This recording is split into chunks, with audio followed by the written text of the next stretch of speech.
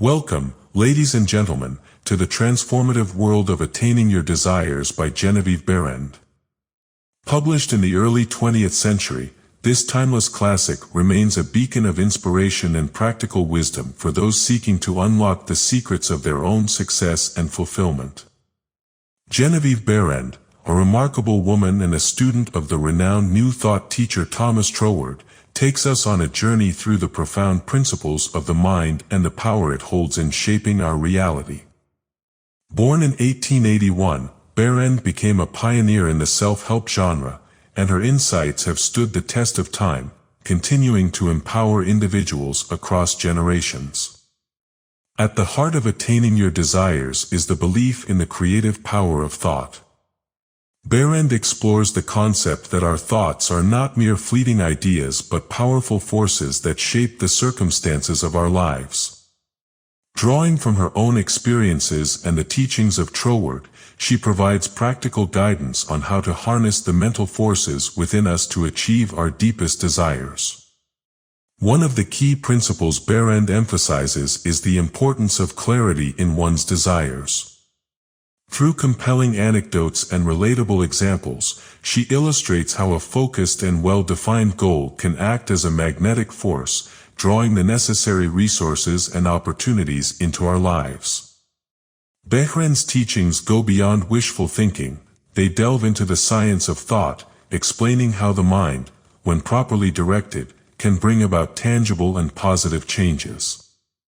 The book also delves into the power of visualization, a technique that has since become a cornerstone in the field of personal development.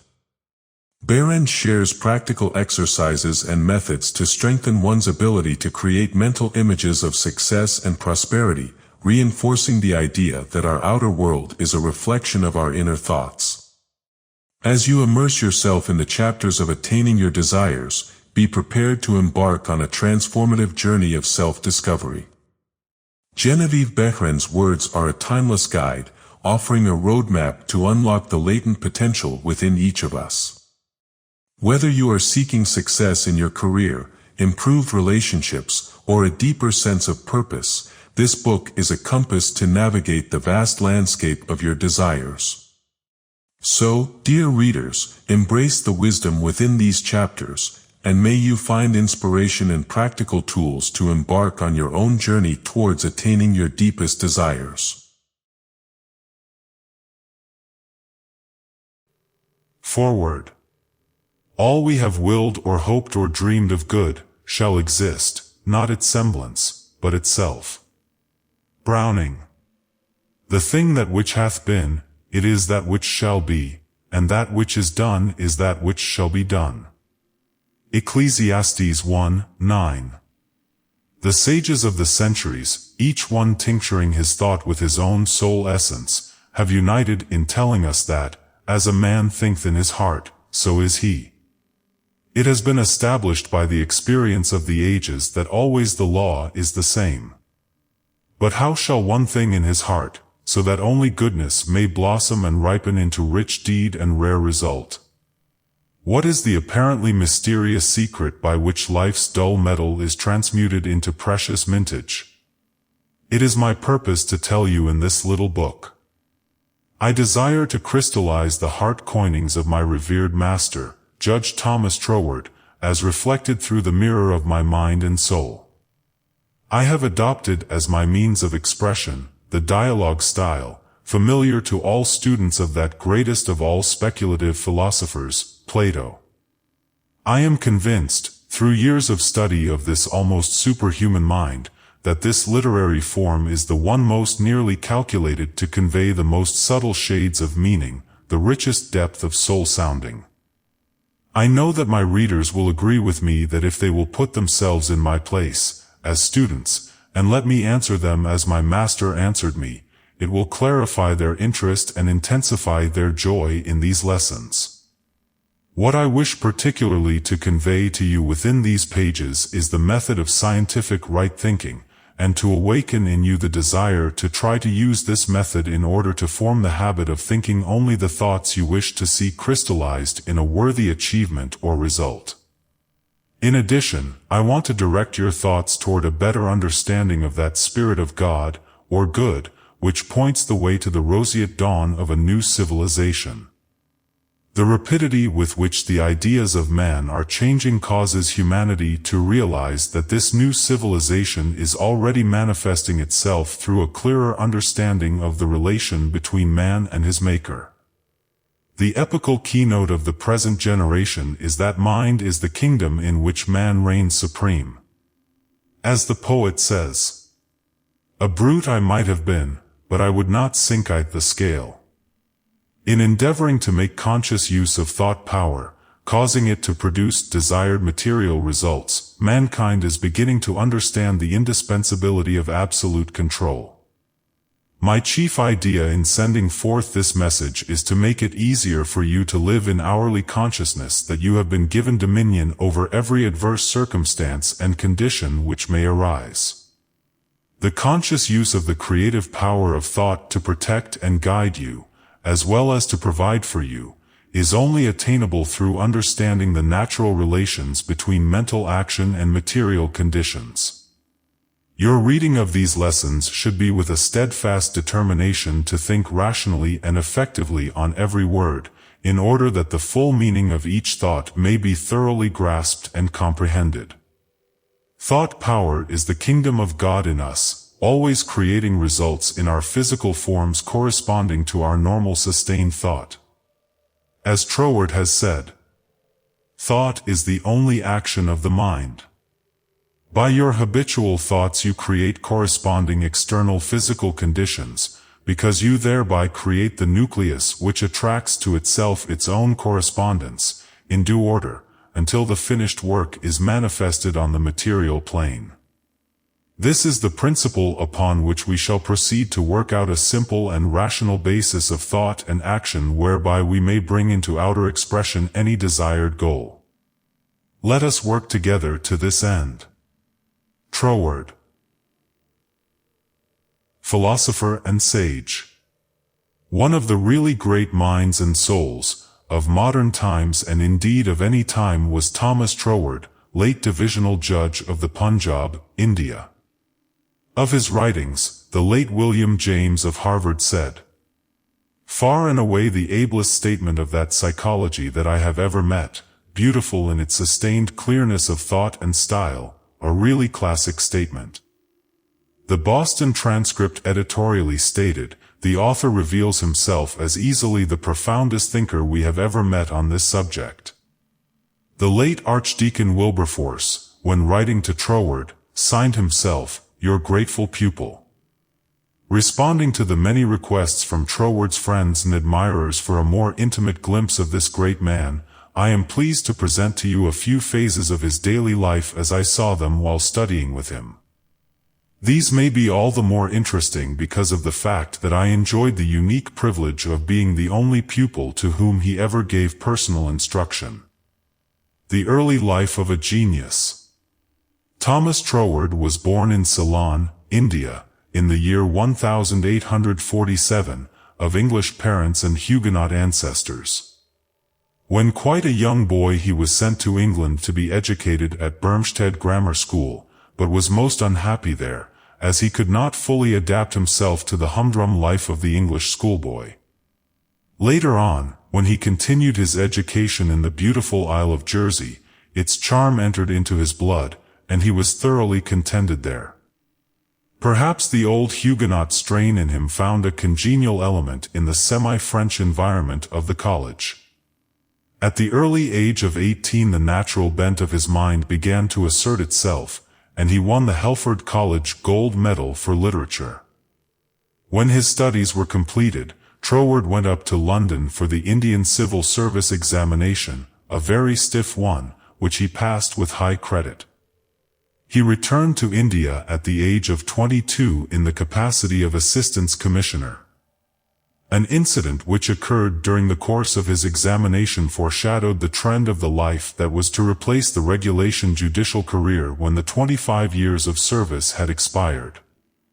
Your head is no common one, young man. One of the subjects, left for the end of the examination, was metaphysics. Troward was quite unprepared for this, having had no time for research and no knowledge of what books to read on the subject, so he meditated upon it in the early hours of the morning, and filled in the paper with his own speculations.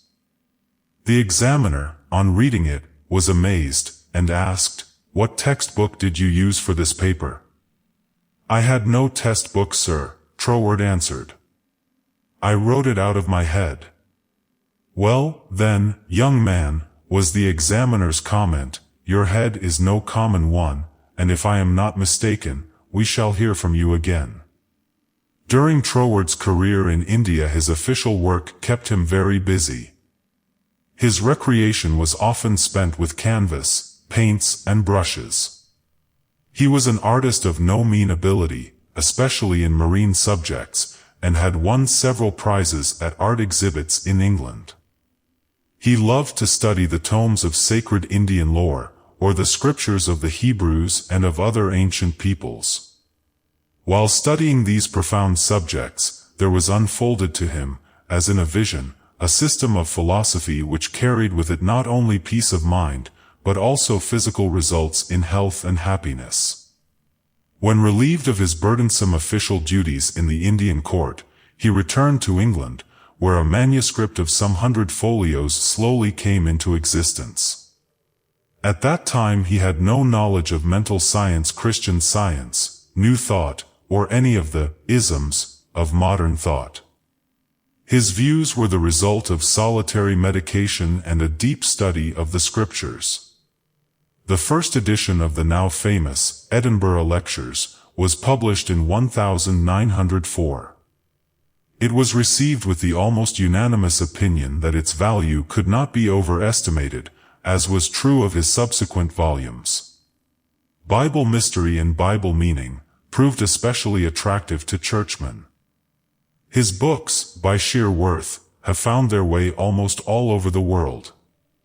In the United States alone, more than 50,000 copies have been sold.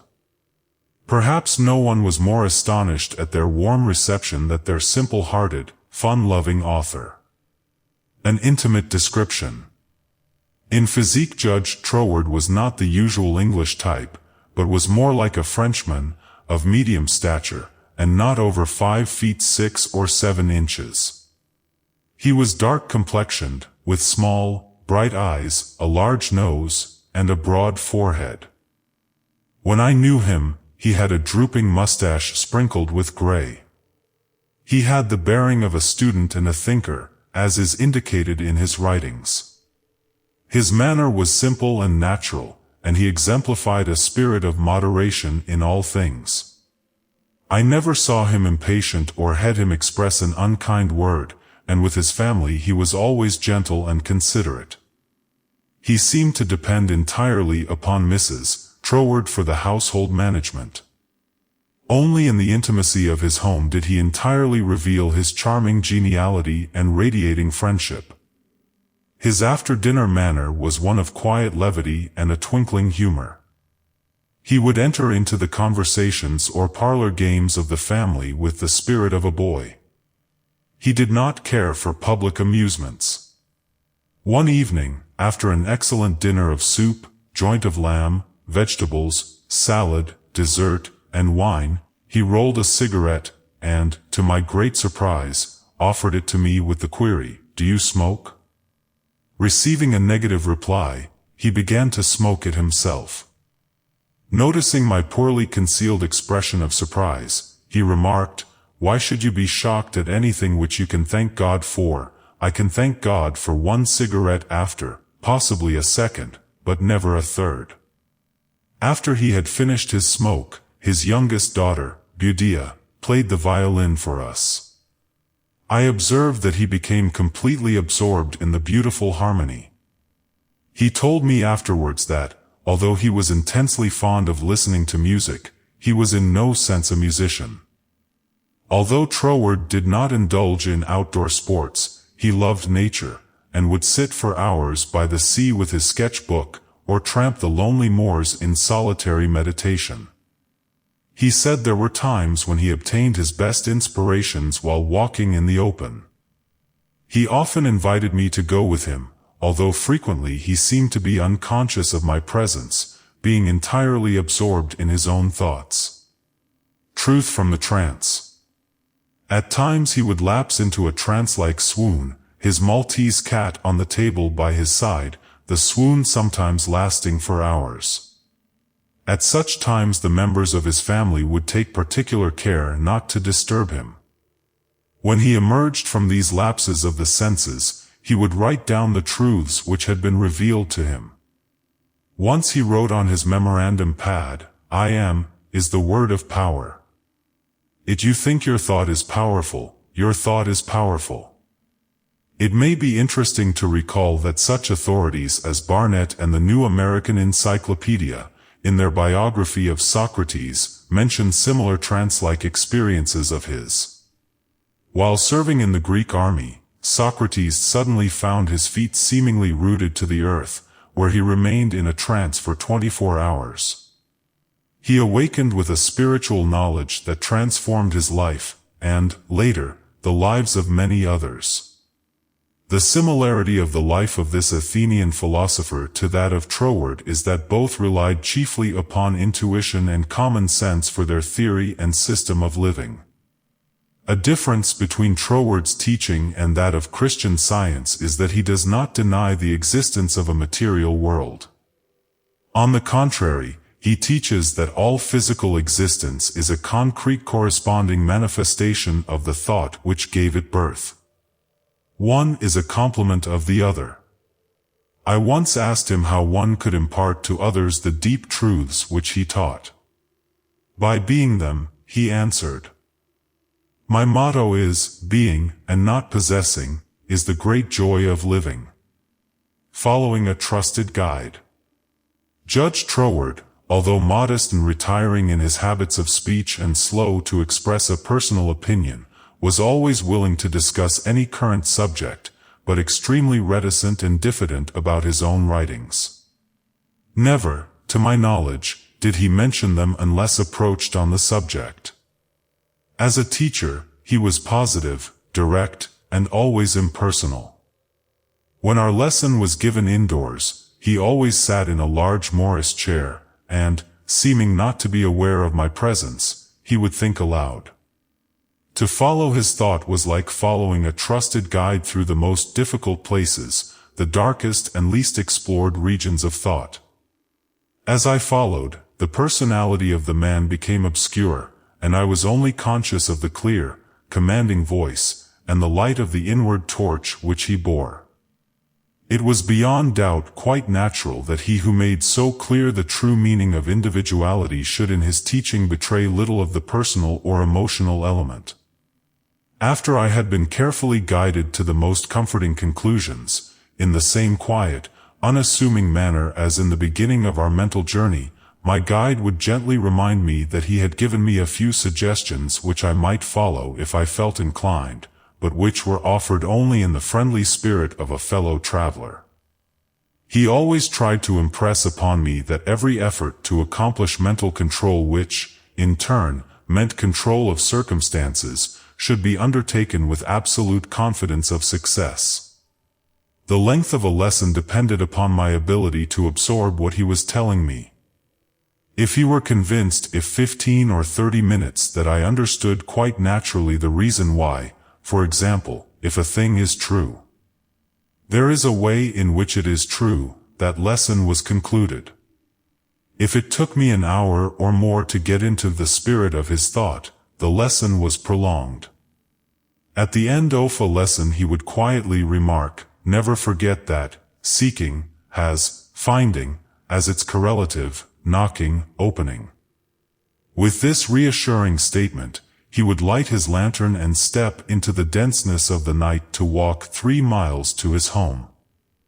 A home-loving philosopher. Being a home-loving man, Troward delighted in his flower garden, and in the intimacy of his home, which he had provided with every comfort. He particularly enjoyed the seclusion of his studio and study, which were arranged to meet his personal needs and moods. His studio was in the most remote part of the house, and here he would spend hours of relaxation with canvas and paints. His study, however, was on the ground floor, and to it he would retire for meditation and research, usually in the early hours of the morning. He rarely worked at night. He had spent the greater part of the day he died sketching out of doors. When he did not join his family at the dinner hour, Mrs. Troward went in search of him.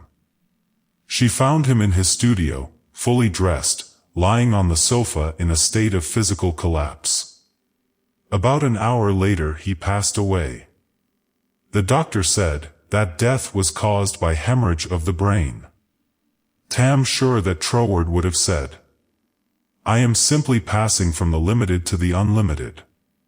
He died on May 16, 1916, in his 69th year, on the same day that Archdeacon Wilberforce was laid at rest in Westminster Abbey. It was no ordinary link that bound these two men, as you will note in the reproduction of the letter which follows, Troward's last letter to me. Thomas Troward regarded death very much as he would regard traveling from one country to another.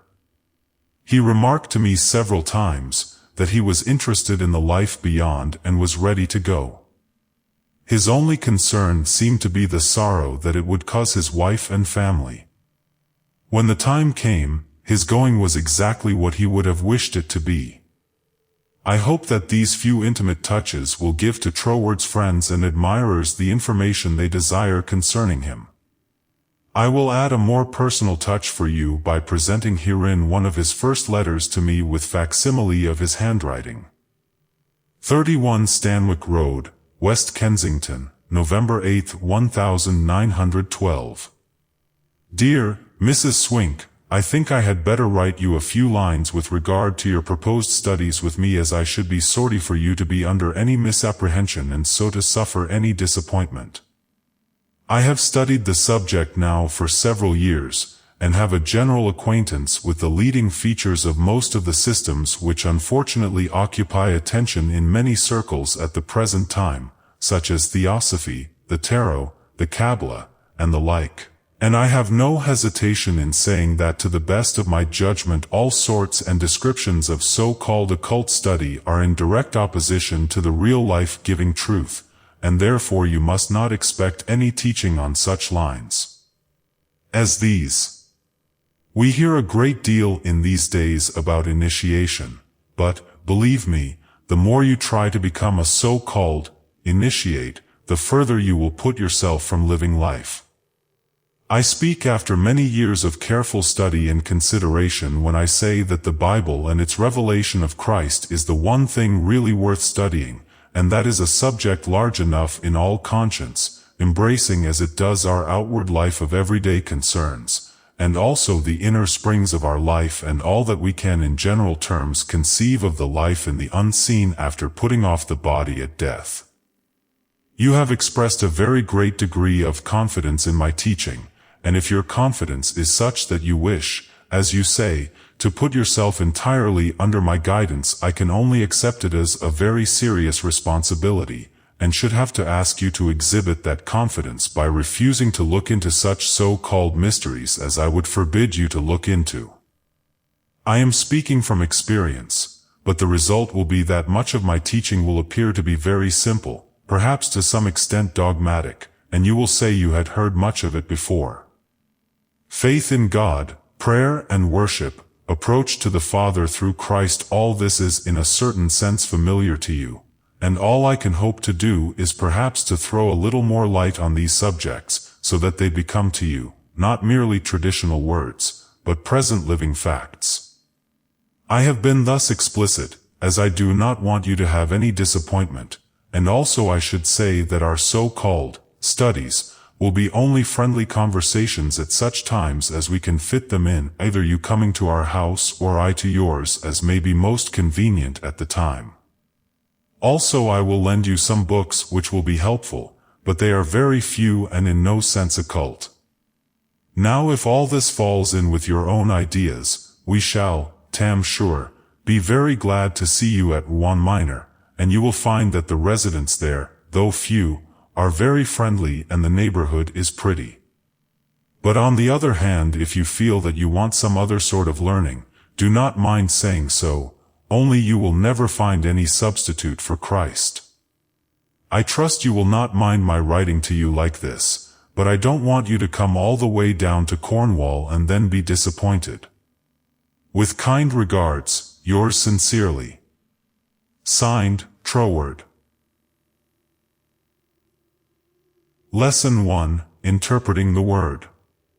Feeling that an explanation of some of the words employed in an unusual way in these lessons may be helpful to the student, I herein offer a list of such words, together with my interpretation and references from Troward. Absolute. That which is free from limit, restriction, or qualification. Webster. An idea from which the elements of time and space are entirely absent. Troward.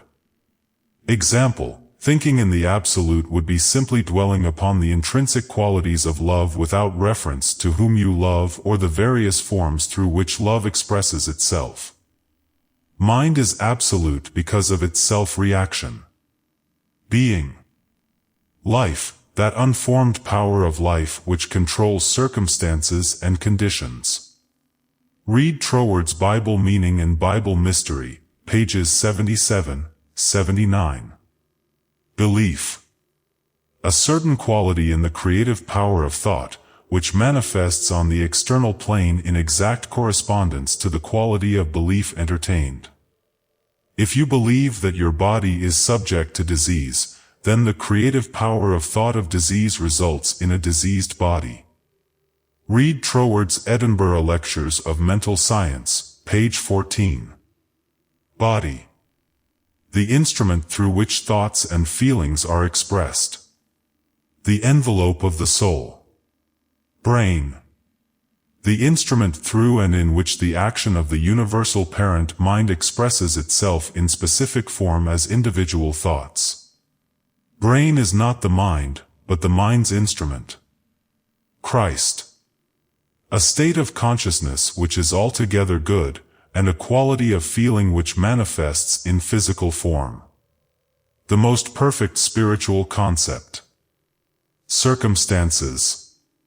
The outward effect which corresponds to the inward tendency of thought. Conception. William James says, denotes neither the mental state nor what the mental state signifies, but the relation between the two. Concentration. Bringing the mind into a condition of equilibrium which enables us to consciously direct the flow of spirit to a definite, recognized purpose and then carefully to guard our thoughts from inducing a low in the opposite direction. Edinburgh Lectures of Mental Science. Page 88. Troward. Conditions. The result of mental tendencies. Harmonious thought produces harmonious physical and material conditions, which still further react to sweeten thought. Consciousness. Activity of mind which enables it to distinguish itself from the physical form in which it manifests. Create. To bring into existence. Thought is creative, because it always brings into physical, or objective existence forms which correspond to itself. Death. Absence of life. Loss of consciousness, with no capacity to regain it. Example, if a thought has been absolutely eliminated from the consciousness and cannot be recalled, it is dead to you, faith. The divine promises and individual faith are correlations. Combine them, and there is no limit to what you can do through the creative power in this quality of thought. Essential thought. Therefore every call to have faith in God is a call to have faith in the power of your own thought about God. Troward. A confident expectant attitude of mind. Such a mental attitude renders your mind receptive to the creative action of the Spirit of life. Have faith in the force of your own thought. You have many times experienced what it will do. Jesus' statement, "Have faith in God and nothing shall be impossible unto you," is not a mere figure of speech, it is a scientific fact, simply stated. Your individual thought is the specialized working of the creative power of life. All life. Intelligence. The universal infinite mind. The highest intelligence is that mind which understands itself as the instrument through which the intelligence which brought it into existence operations. Love. Universal life and universal law are one. The law of your being, your life, is that you are made in the image of God, the creative power which brought you into existence, because you are God's very self-specialized. The law of your life is that your mind is the individualization of universal mind at the state of self-evolution in which your mind attains the capacity for reasoning from the seen to the unseen, and thus penetrating behind the veil of outward appearance. So because of the reproduction of the divine creative faculty in yourself, your mental states or modes of thought are bound to externalize themselves in your body and in your circumstances. Troward. Spirit. It is impossible to analyze the nature of spirit or life, but we can realize that whatever else spirit may be, it is a self-creating power which acts and reacts upon itself, reproducing itself in inconceivable forms from the cosmos to man. Just as your mind acts and reacts upon itself when you are memorizing. Origin of all visible things. As it is independent of time and space, it must be pure thought, the embodiment of stored consciousness. A self-acting and self-reacting non-physical creative power or force. Its action can only be thought because thought is the only conceivable non-physical action. Thought. The specialized action of the original, creative spirit or mind. Truth. That which lives in you is truth to you. Visualizing. Inward or mental vision. Visioning. Life's creating power taking particular form. The act of producing in your mind the picture of any contemplated idea. Word. Your individual thought is the specialized word, or action of the originating mind power itself. That which starts the etheric vibration of life moving in a special direction, corresponding to the word, which originates special movement. The seed which gives rise to the thing. Plant your word seed in the subjective mind of the universe, and you are sure to receive a corresponding thing, just as truly as poppy seed produces poppies. Faith gives substance to things unseen. The unseen word or thought. Lesson 2. How to get what you want. Ye shall know the truth, and the truth shall set you free. St. John 8:32. Sage, if a thing is true, there is a definite way in which it is true. And the truest thing in life is that it contains inherent within itself absolute joy and liberty of mind, body, and affairs.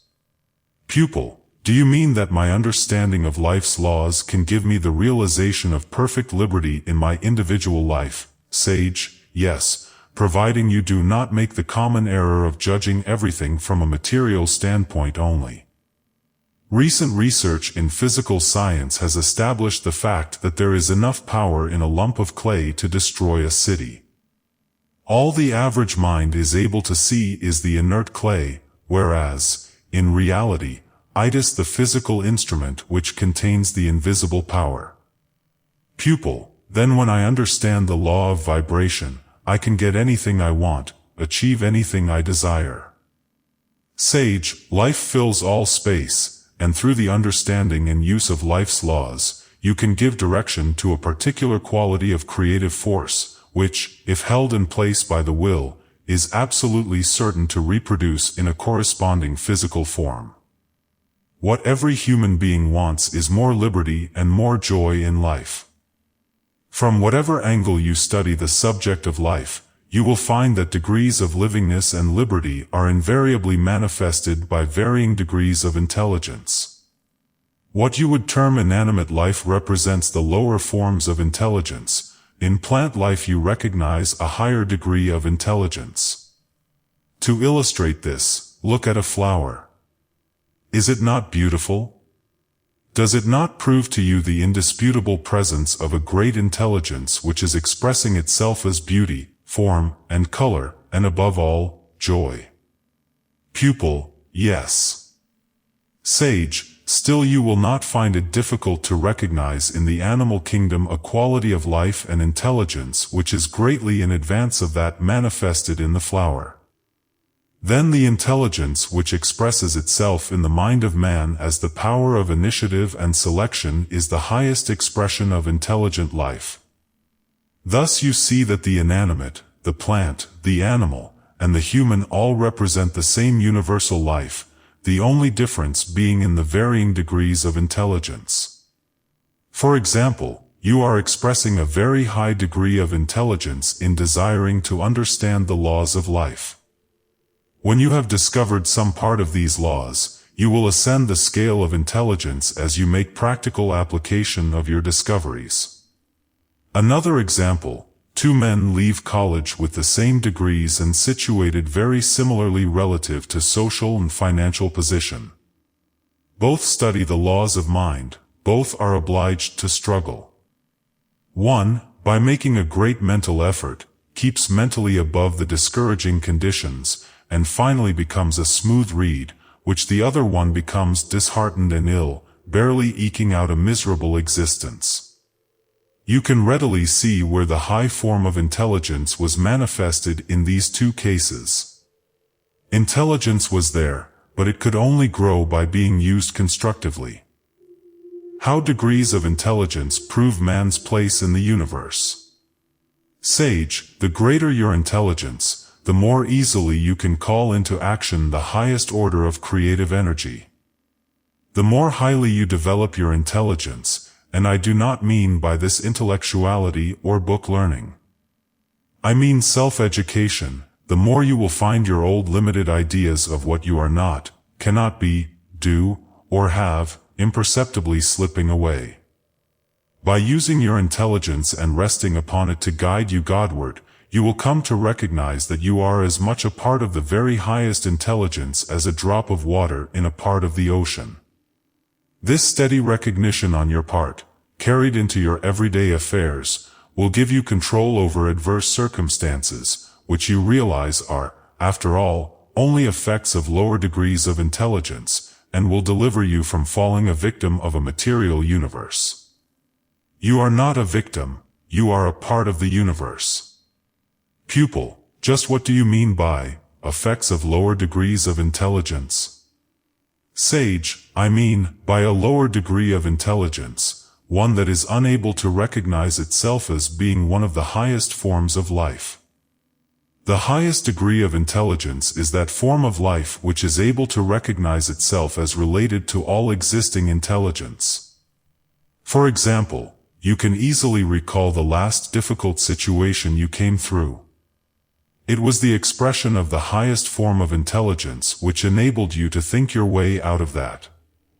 The intelligence which distinguishes us from the ape. Sage: you recognized your difficulty, but you also recognized your intelligence as being able to draw to itself, from out the whole universe, ways and means of meeting that perplexing problem. The law is ever the same. When you are convinced that every physical circumstances or thing has its origin in corresponding activities of the mind, thought, you are able to conquer adversity in any form, because you know you can always control your thoughts. You must always be determined due to your own thinking. Pupil: it is not difficult for me to understand that the flower is the result of some invisible power, which must be intelligence, but for me to realize that this same life and intelligent power in my life is not easy. I had not been taught to think in this way. However, you have made me realize that if I wish to learn, I must put into practice the directions you have given me. So when I needed to have $500 at a certain time and could not see any possible means of getting it, I tried to follow your instructions by mentally seeing myself as doing the thing I wished to do. I visualized myself paying my obligation, and in some way, which is still a mystery, I was able to feel quite calm about it. I made my mental picture and actually forgot to worry about the ways and means, and the money came. I did not quite understand then, and I do not know now, just how it happened. All that I am able to realize is that, by my obedience to your teaching, the day was saved for me, and I shall not forget it. Now I would like to know if we inherit our tendencies of mind. Sage, most of us inherit our thoughts, just as we inherit the color of our eyes. If you intend to understand the relation existing between mental action and material conditions sufficiently well to control your circumstances, you must think for yourself, and in your own way, irrespective of that your ancestors thought, even though some of them might have brought desired results. Pupil, that seems as impossible as reaching the horizon. However, if you tell me that I can arrive at the place where circumstances and conditions will be under my control, through a steady and determined effort to find out the truth along these lines, I shall do my own thinking from this moment. My present condition, however, seems beyond the control of any human being. Much less myself, and there have been times when I did control certain conditions, but at other times the same conditions were beyond my control. Why was that? The secret of controlling your life forces. Sage, the reason you succeeded, without understanding the power which you possesses, was that you used it unconsciously, according to the law of its own nature, and reached harmonious results, as in the incident that you have just related. Your ability, at all times, to use the unfailing power which is yours depends upon your recognition of its presence. The reason for your times of failure is that the distressing condition so wholly absorbs your attention that you are unable to think of anything else. At such times you entirely lose sight of the fact that your individual mind is the instrument through and in which the very highest form of intelligence and unfailing power is endeavoring to express itself. Also, that it always takes the form of your habitual thought. Therefore, when you believe that a situation is beyond your control, so it is. Pupil, which means that my control of circumstances is entirely measured by my capacity to know what the life and intelligence in me is the same life and intelligence which brought me into existence. The same life in trees and all nature, and I tune in with all life. Will this steady recognition give me direct contact with all the power and intelligence which exists? Would simply dwelling on this thought solve any situation which might arise? Sage, no. Faith without works is dead. God without expression is a nonentity. Thought without action is powerless. But your recognition that you are inseparably connected with the joy, life, intelligence, and power of the great whole, unwavering maintained and carried into practical application, will solve any problem, because your thought calls into specific action ideas of the very highest degree of intelligence and power, which naturally controls the lesser degrees. The lesser modes of life are in bondage to the law of their own being because they do not know the law. Therefore, when you know the laws of life, this knowledge gives you ideas which enable you to control all adverse circumstances and conditions. Pupil, this is all so new to me, I do not quite grasp your meaning. Will you please give me an illustration?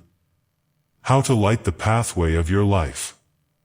Sage, well, suppose you were in a room where every comfort had been provided for you, but the room was in total darkness, and you were unable to locate the things you desired, although you were conscious of their presence.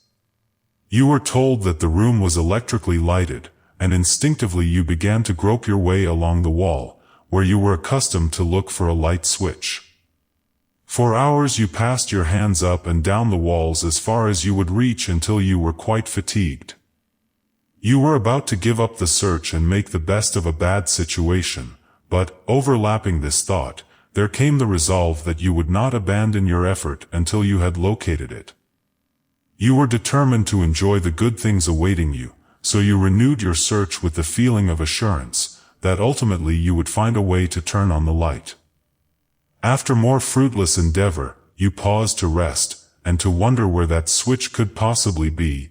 It must be here, and I shall find it, you said to yourself, and again you passed your hands over the walls, although you felt certain that you had gone over every inch that you could reach.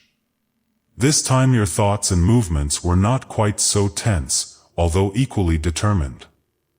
As your hands moved slowly up and down, your mind caught the idea that the switch might not be on the wall at all. You paused a moment, and the suggestion that it might be on the floor registered in your consciousness. But reason stepped in and argued, impossible. Whoever had a light switch being placed on the floor? But, the suggestion persisted, why not try? You have gone over what first seemed the most reasonable places to find it.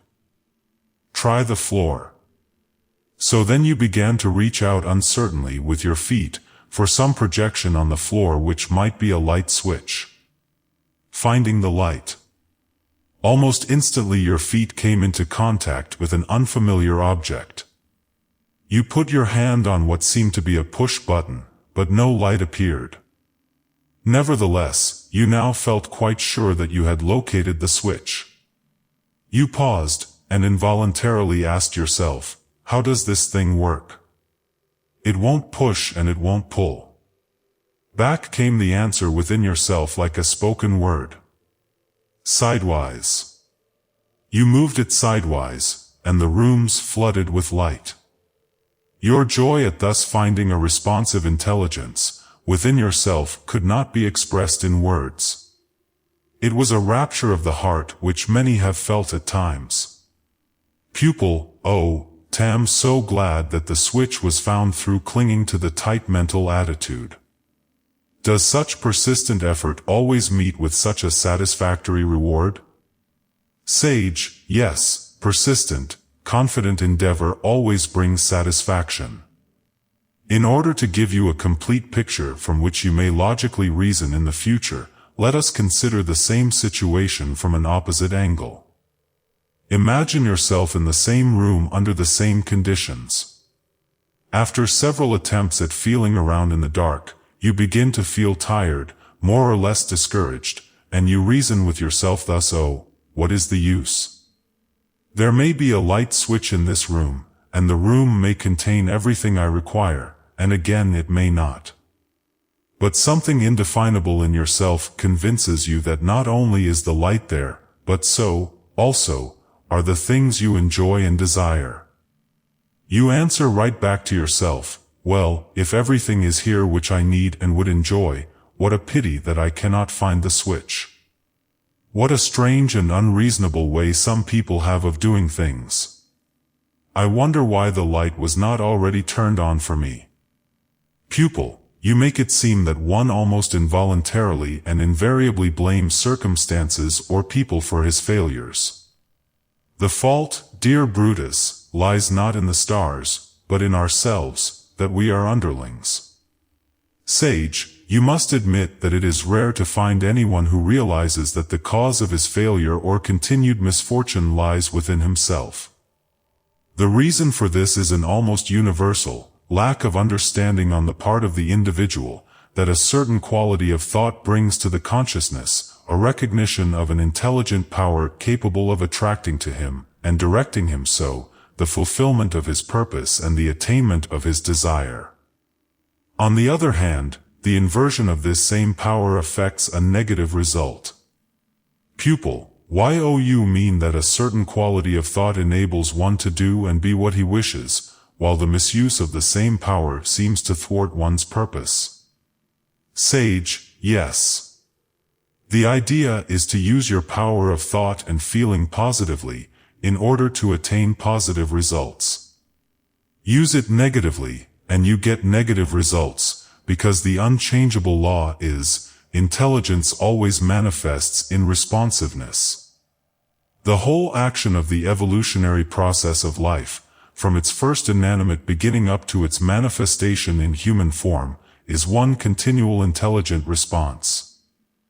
If you would induce yourself to recognize the presence of a universal intelligence which permeates all nature, you must also recognize a corresponding hidden deep down in all things, in the trees, the weeds, and flowers, in the animals, and in fact, in everything which is ever ready to spring into action when appealed to. It will respond to your call as a child would obey when bidden to come and play. In your first experience in the dark room, your all-absorbing thought was not so much about the darkness as about the light, and how it could be turned on. The positive I will quality of your thought brought up from the depth of your inmost soul a steady flow of intelligent power, which finally penetrated through to your intellect and guided your hand to the switch. Pupil, but the second time when I also thought I must find the switch, there was no enlightened response. It seems to me that this is one's everyday experience. The first case seems like a miraculous coincidence. Don't look for coincidences in life. Every effect has its cause. Sage, oh, no. Alice life, and all is law and order. There are no coincidences in reality, no happen-sos. You will realize this if you will recall some of your own experiences similar to the ones used in the illustrations. You often feel that you must have light, and, after several attempts to avail yourself to it, your thought and feeling settle into the, I cannot do it, groove. It may be possible for those who know how, but I don't. The best method of learning the truth about this is to live your past experiences over again. Analyze what your thoughts and feelings were when you succeeded, and when you failed. Then draw your own deductions. No written or spoken words equal this kind of instruction. Remember that all space is filled with a responsive intelligence and power ever ready to take any form which your sustaining thought demand creates. This power can work only in terms of the thought instrument through which it operates. Humanity generally admits Jesus' ability, Jesus' power to use the spirit of intelligent life to produce material conditions, as in turning water into wine, but they doubt their ability to use the same power in themselves, in spite of Jesus' assurance, all things are possible unto you. Now this statement is either true or false. If true, it is because your mind is the instrument in and through which this intelligent principle of life takes initiative action, and this action, in turn, is always in accordance with the laws of life, which are subjective in their nature. Life's greatest purpose is to express joy, beauty, and power. Pupil, am I right in concluding that this lesson in life, which is an ever-present, limitless, intelligent power, is ready at all times to be guided in any direction that my sustained thought may give it? If I permit to be anxious, discouraged, dissatisfied, I bring into action repelling, destructive forces. Life's purpose is to give expression to its joy, beauty, and power through its particular instrument, my thought.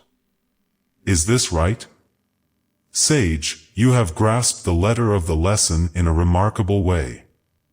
Now it remains only for you to experience the happiness of what you have learned.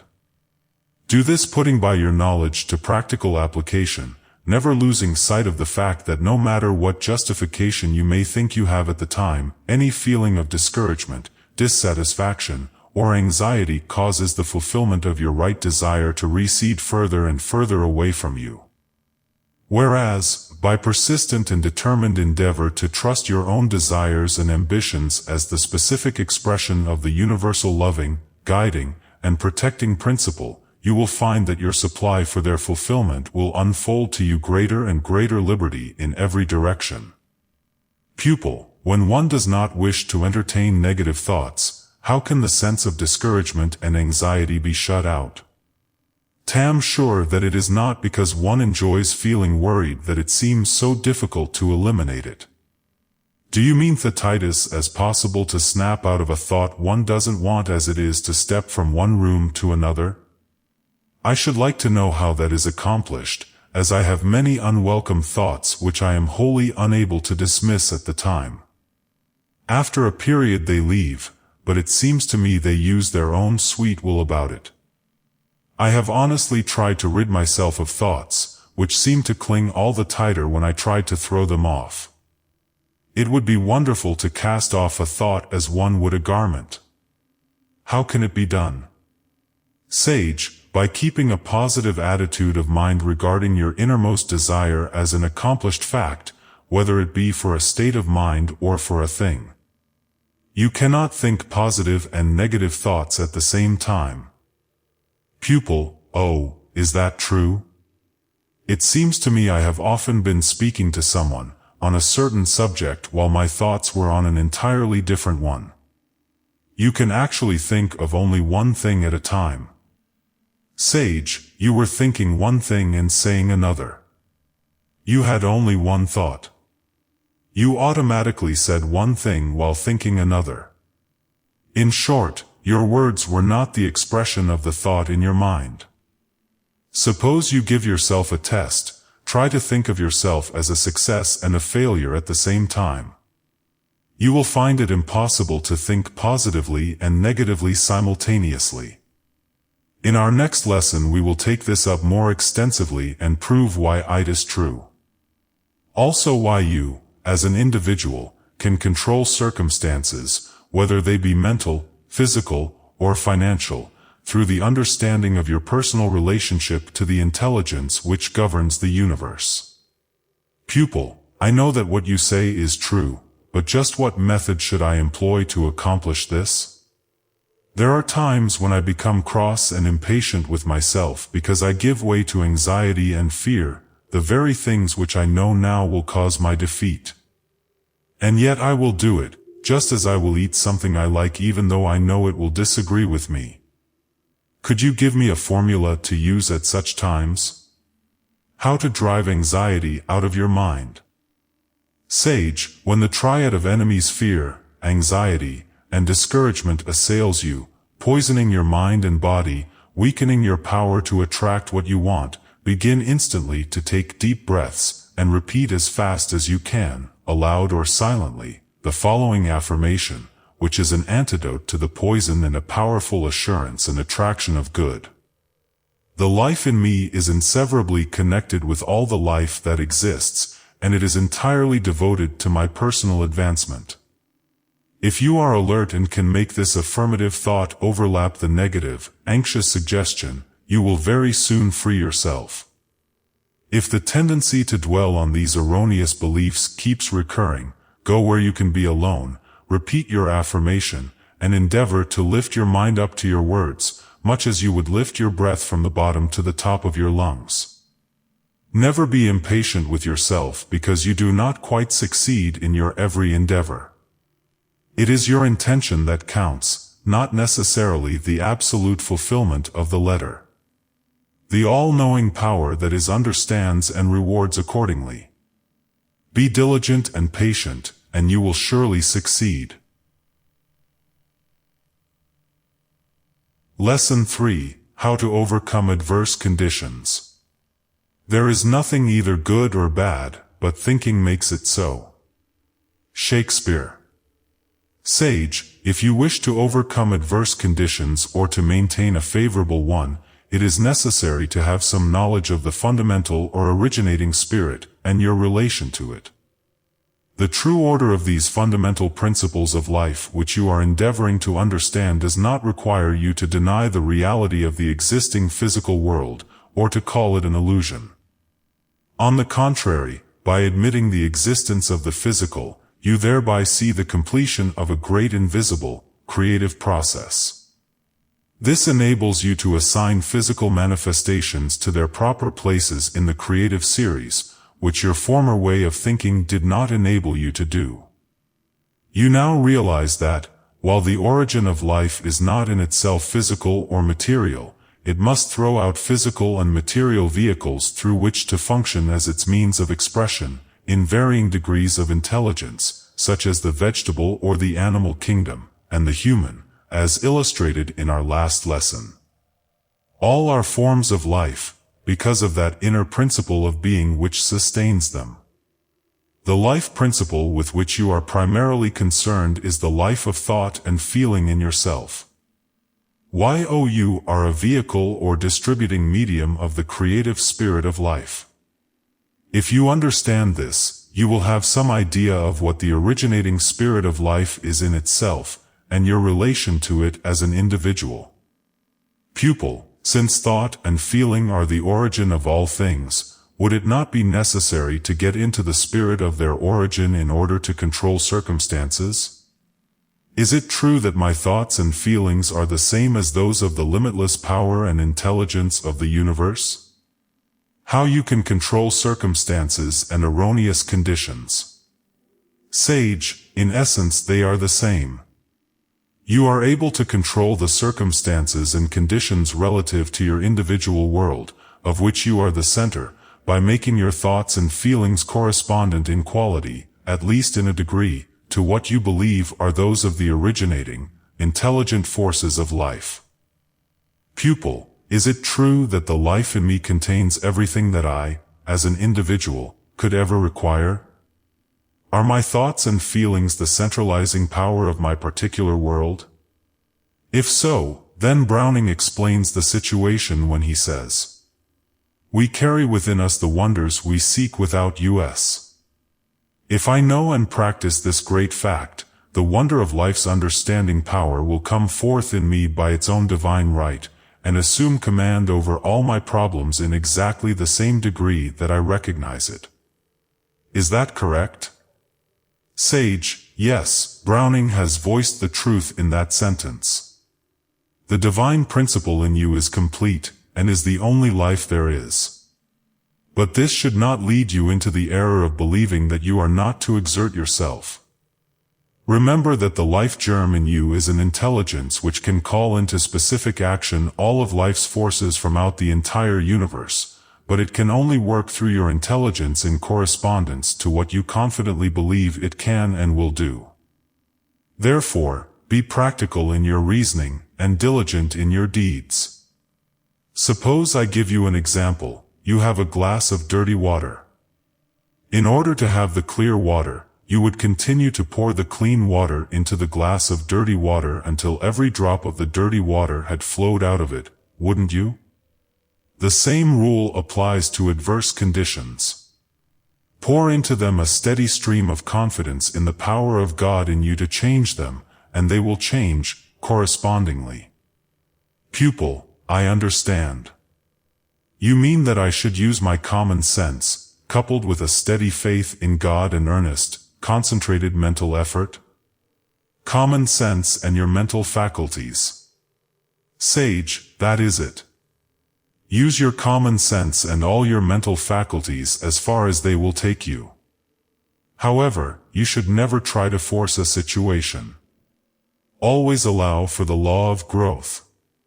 Remember that conditions will grow into the correlative shape of your firmly held mental attitude, under the guidance of the all-creating wisdom. If you will follow this method of reasoning, you will soon form the habit of examining your own attitude of mind for the key to your progress and enjoyment of life. Endeavor to keep before your mind's eye the thought that every physical or material condition in your life corresponds to your habitual thought tendency, and your thought tendency will eventually become the reproduction of the way you regard your personal life, as related to all life. Pupil, shall I be able to overcome one limitation after another, as I develop the knowledge and feeling of regarding the life principle in me as the source of all physical experience? As I advance along these lines, shall I grow into the liberty of enjoying life in my own way? Sage, in studying the law of your own being, the important thing to realize is that you, as an individual, are a specializing center, through which the power or essence of life takes forms which correspond exactly to your most habitual conceptions. Try to realize more and more thoroughly, both in theory and in practice, that the relation between your individual mind and the universal parent mind is one of reciprocal action. Grasp the principle of reciprocity, and you will comprehend why you fall short sometimes of enjoying life, and how you can attain to full enjoyment, just as the law of gravitation shows why iron sinks in water, and can also be made to float. Pupil, it is rather difficult for me to understand what you mean by the reciprocal action between my individual mind and the universal parent mind. Suppose I am facing a big financial problem, and I endeavor to bring my mind into a state of confident expectancy through meditation upon the ever-present supply in all forms of life, and by repeating an affirmation which seems logical. Would that do it? Where do the reaction come in? And how? If my happiness in life depends upon this understanding, and upon living in a state of conscious reciprocity with the parent mind, it seems just now that it is a long way off, because I do not grasp your meaning. Should I feel a reaction within myself when striving for a certain state of consciousness? How your mind is related to the universal mind. Sage, we said in our last lesson that your mind was an outcome of the great universal parent mind which brought you into existence for the direct purpose of expressing itself through you. The reciprocal action between your mind and the parent mind might be compared with a tree and its branches. Your mind is the specific expression of the universal mind from which it draws its power to think. Just as a branch of a tree is a specific part of a tree, not apart from it, but a part of it. Thus, between the universal mind or life and its own specialized expression, which is your mind, there is a perpetual interaction, as with the tree and its parts, its branches and its leaves are continually drawing sustenance from the parent trunk. Your thought action is the specialized, identical action of the universal mind. Example: imagine yourself feeling a bit downcast, when suddenly you are handed a telegram with the news that the one person in the world whom you love the most is on his way to see you, and the messenger of some wonderful news. Can you not imagine what a definite reaction you would have from news like that? Well, you can stimulate the same quality of thought, that same feeling of joy and surety between your individual mind and its source, through mentally picturing yourself as doing the things that you enjoy. See yourself happy, and lift your mind up to it by constantly repeating a happy affirmation, and you will readily realize the reaction in kind. Pupil, I see. The way that adverse conditions are to be overcome is through my recognition of the reciprocal action going on continually between my mind and the one great universal mind, which brings about the same kind of a reaction that I would have from an agreeable experience on the physical plane. I used to think that conditions were overcome by ignoring them, and setting aside the inherent law that caused them. I begin to realize now, theoretically at least, that the laws of life cannot be ignored nor destroyed, but, on the contrary, must be made to work for us to produce a harmonious existence. Sage, adverse circumstances are overcome by reversing the originating cause, which is your own thought. Anxiety and fear always attract conditions of their own kind. Reverse this tendency and entertain only those thoughts which register harmony and confident assurance, and the adverse circumstances will recede, and in their place will appear the conditions which correspond to your changed mentality. Pupil, am I to regard my mind as a branch of the universal mind from which I draw all my substance? Sage, yes. You now have a fairly good general idea of the two ultimates, the universal and the individual, and their relation to each other. I think we should now consider the process of specialization, that is, how to make nature's laws produce a particular effect which could not be produced under the simple generic conditions spontaneously provided by nature. How to remedy nature's shortcomings. Pupil, how can one create conditions not provided by nature? Sage, do not overlook the word spontaneous.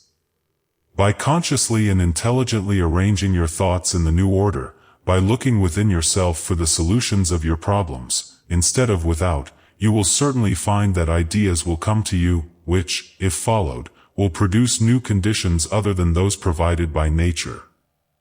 Pupil, how can I do this? Is this brought about by causing my thoughts to correspond to those which I think the universal mind must have? Sage, let me give you an illustration of what I mean. Take the case of a miller who has been grinding his grain by hand. His instinctive feeling is that there should be a more efficient way of grinding grain, and he meditates a good deal on what this way might be. One day, while walking in the country, his attention is attracted, for the first time, to the Powerina stream of water as it rushes past him. He pauses, and reflects on how this power could be utilized for his particular purpose. Why not harness it and make it grind my grain? He asks himself. This unexpected inspiration thrills him through and through, not only because of its possibilities, but because of his feeling of assurance that it can be accomplished. Immediately, the desired result begins to picture itself in his mind. By the side of the stream he sees his gristmill working under conditions, with a great wheel attached to it revolved by the force of the running water, and thus grinding his grain. The force of the water spontaneously provided by nature has not been changed, it has been specialized to meet an individual requirement. How nature working through mind can grind the grain. Pupil, naturally the power of the water could not of itself have ground the grain, but through the interaction of the individualized universal intelligence in the miller's mind, he made this power, spontaneously provided by nature, do his bidding, just as Burbank specialized nature's laws by making cactus grow without thorns, and blackberries without seeds. Sage, yes, you have grasped my meaning.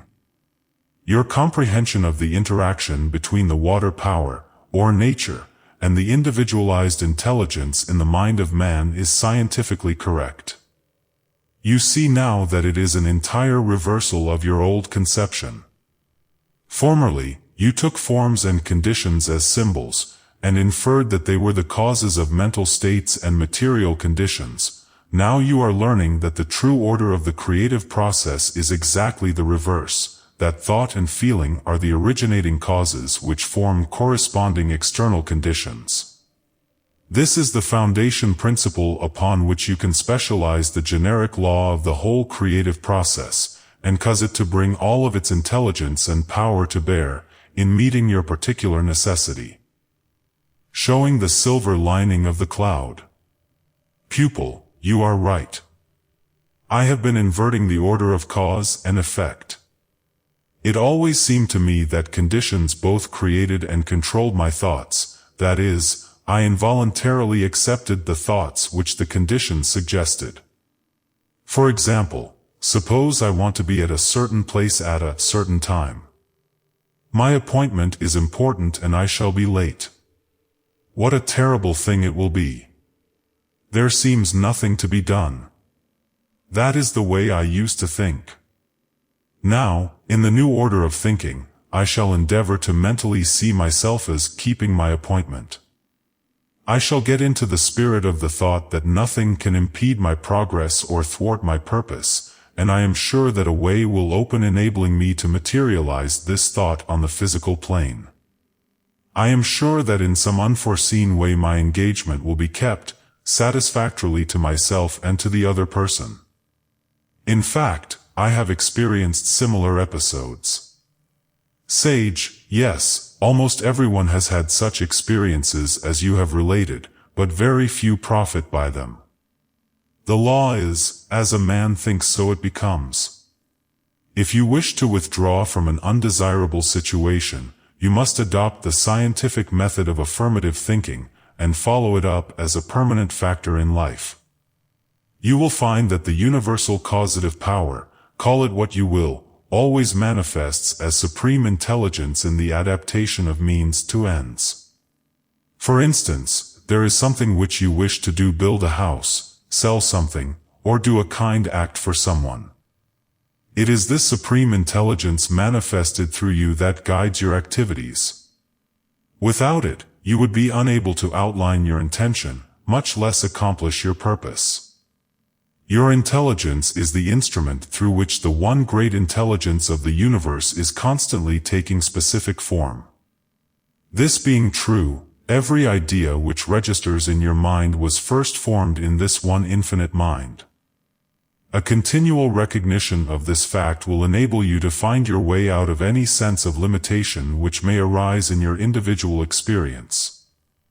I once heard of a man who had an intense desire to do big things.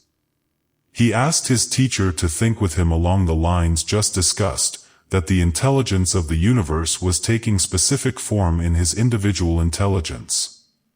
His teacher agreed, providing the student's desire was great enough to force him to arise every morning and take a 2-mile walk, meanwhile meditating upon this interaction between the universal intelligence and its special form, his mind. The student also was instructed to form the practice of making mental pictures for the precise purpose of developing his intuition and imagination. One suggestion was that he should mentally see himself walking along a beautiful, clear, flowing river, hearing the rippling water, and seeing the reflection of the trees on its clear surface, and then to transfer his mental picture to one depicting his own desire. After following this practice for 6 months, an idea of almost overwhelming magnitude came to his mind. This did not seem unnatural, however, as it was so completely in accord with his recent habit of picturing his all-absorbing desire. He joyously continued his walks, his meditation, and visualization, and finally the universal intelligence manifested in its specific form, his mind, by giving specific directions to bring the big idea into successful operation. Pupil, could his mind have captured this big idea without the help of a teacher? Always lean to do your own thinking. Sage, certainly. The idea did not come through the teacher's mind. He simply started the student on the right track. No one can think for another. It was the result of his determined effort to recognize his own individual intelligence as the instrument in which the greater intelligence was constantly taking form. All that the teacher did, all that anyone could do, was to help him to hold his thought along the path he desired to go. The help of the teacher strengthened his conviction and faith in the power in himself. Pupil, is this originating power of life a forming power as well as a creating and direction one, and did the teacher's thinking along the same lines steady the student's thoughts? Without the support of a more advanced mind, could anyone succeed in a great undertaking? Sage, certainly. If you are sufficiently convinced of the absolute truth of your method, you do not need any sustaining force outside of your own conviction. You miss the point of your relationship to the great whole if you do not realize that it is not only an originating, but also a forming power. Do you not recognize its forming power throughout nature? You would not think of trying to make a lily a rose. If you know that the same power that created the flowers also made your mind for the specific purpose of operating in it, you would soon learn to trust its formative nature in its operation through your intelligence. Pupil, I understand.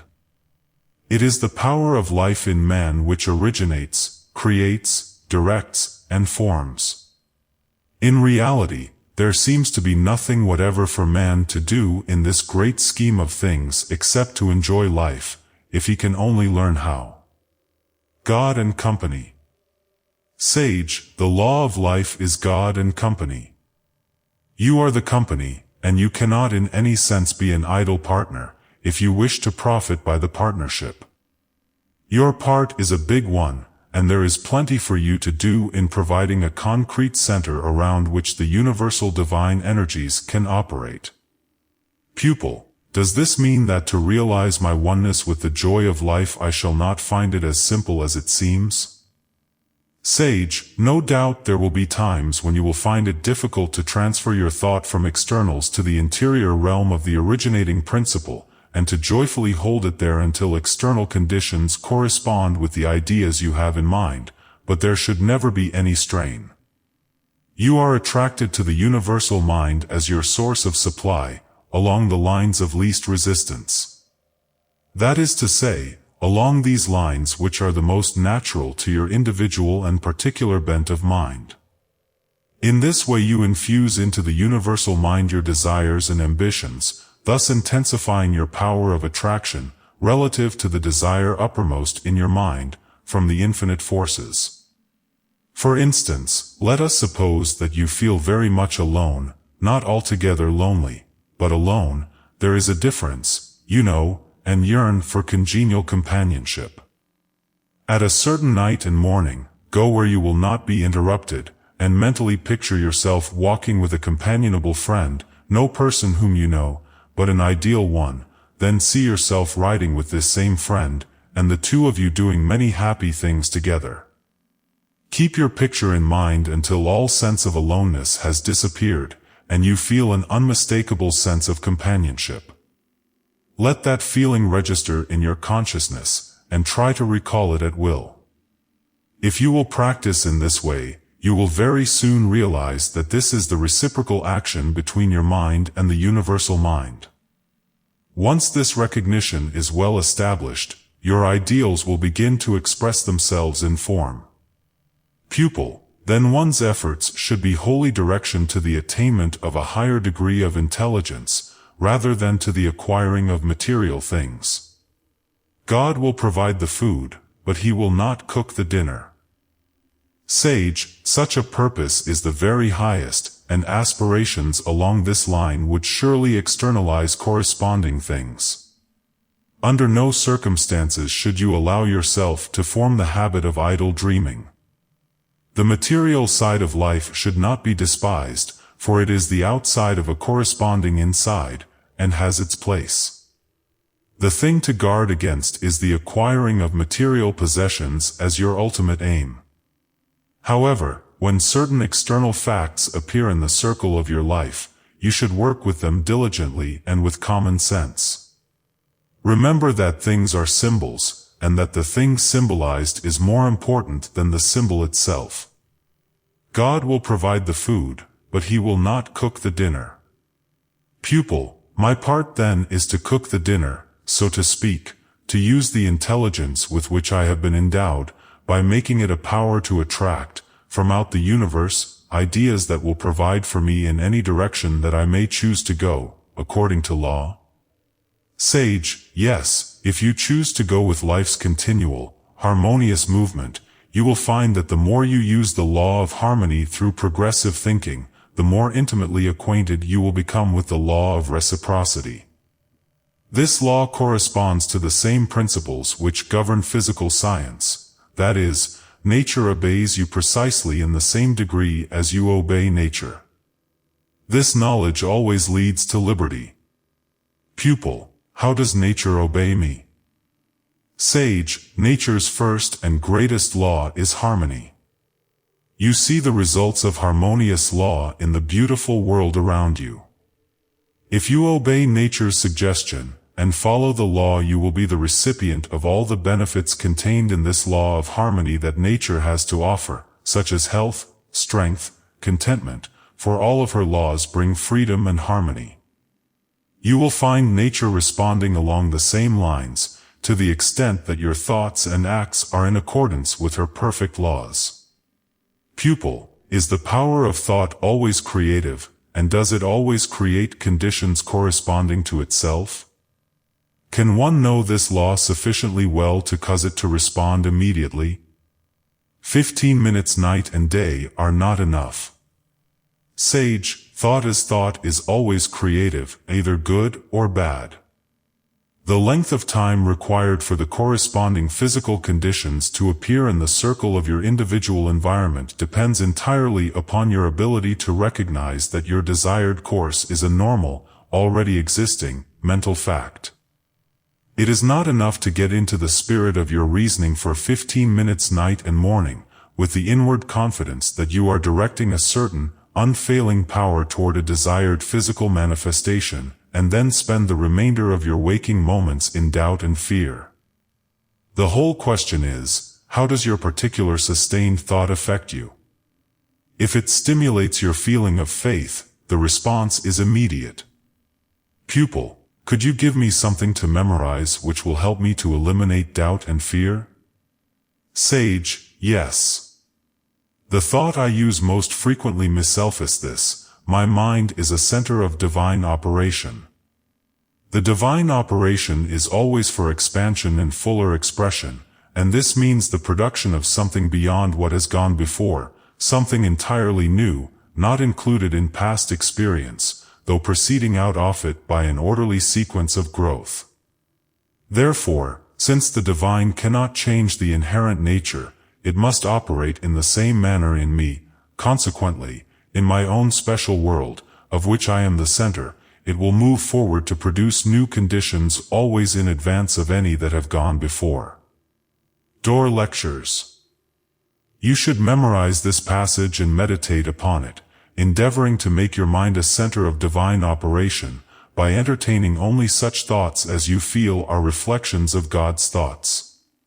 Whenever you sense that your way to freedom is obstructed, make a stronger endeavor to live with the spirit of your affirmation, and you will soon find your mind receiving ideas, which, if followed, will guide you into the path of absolute liberty. The devils of doubt and fear.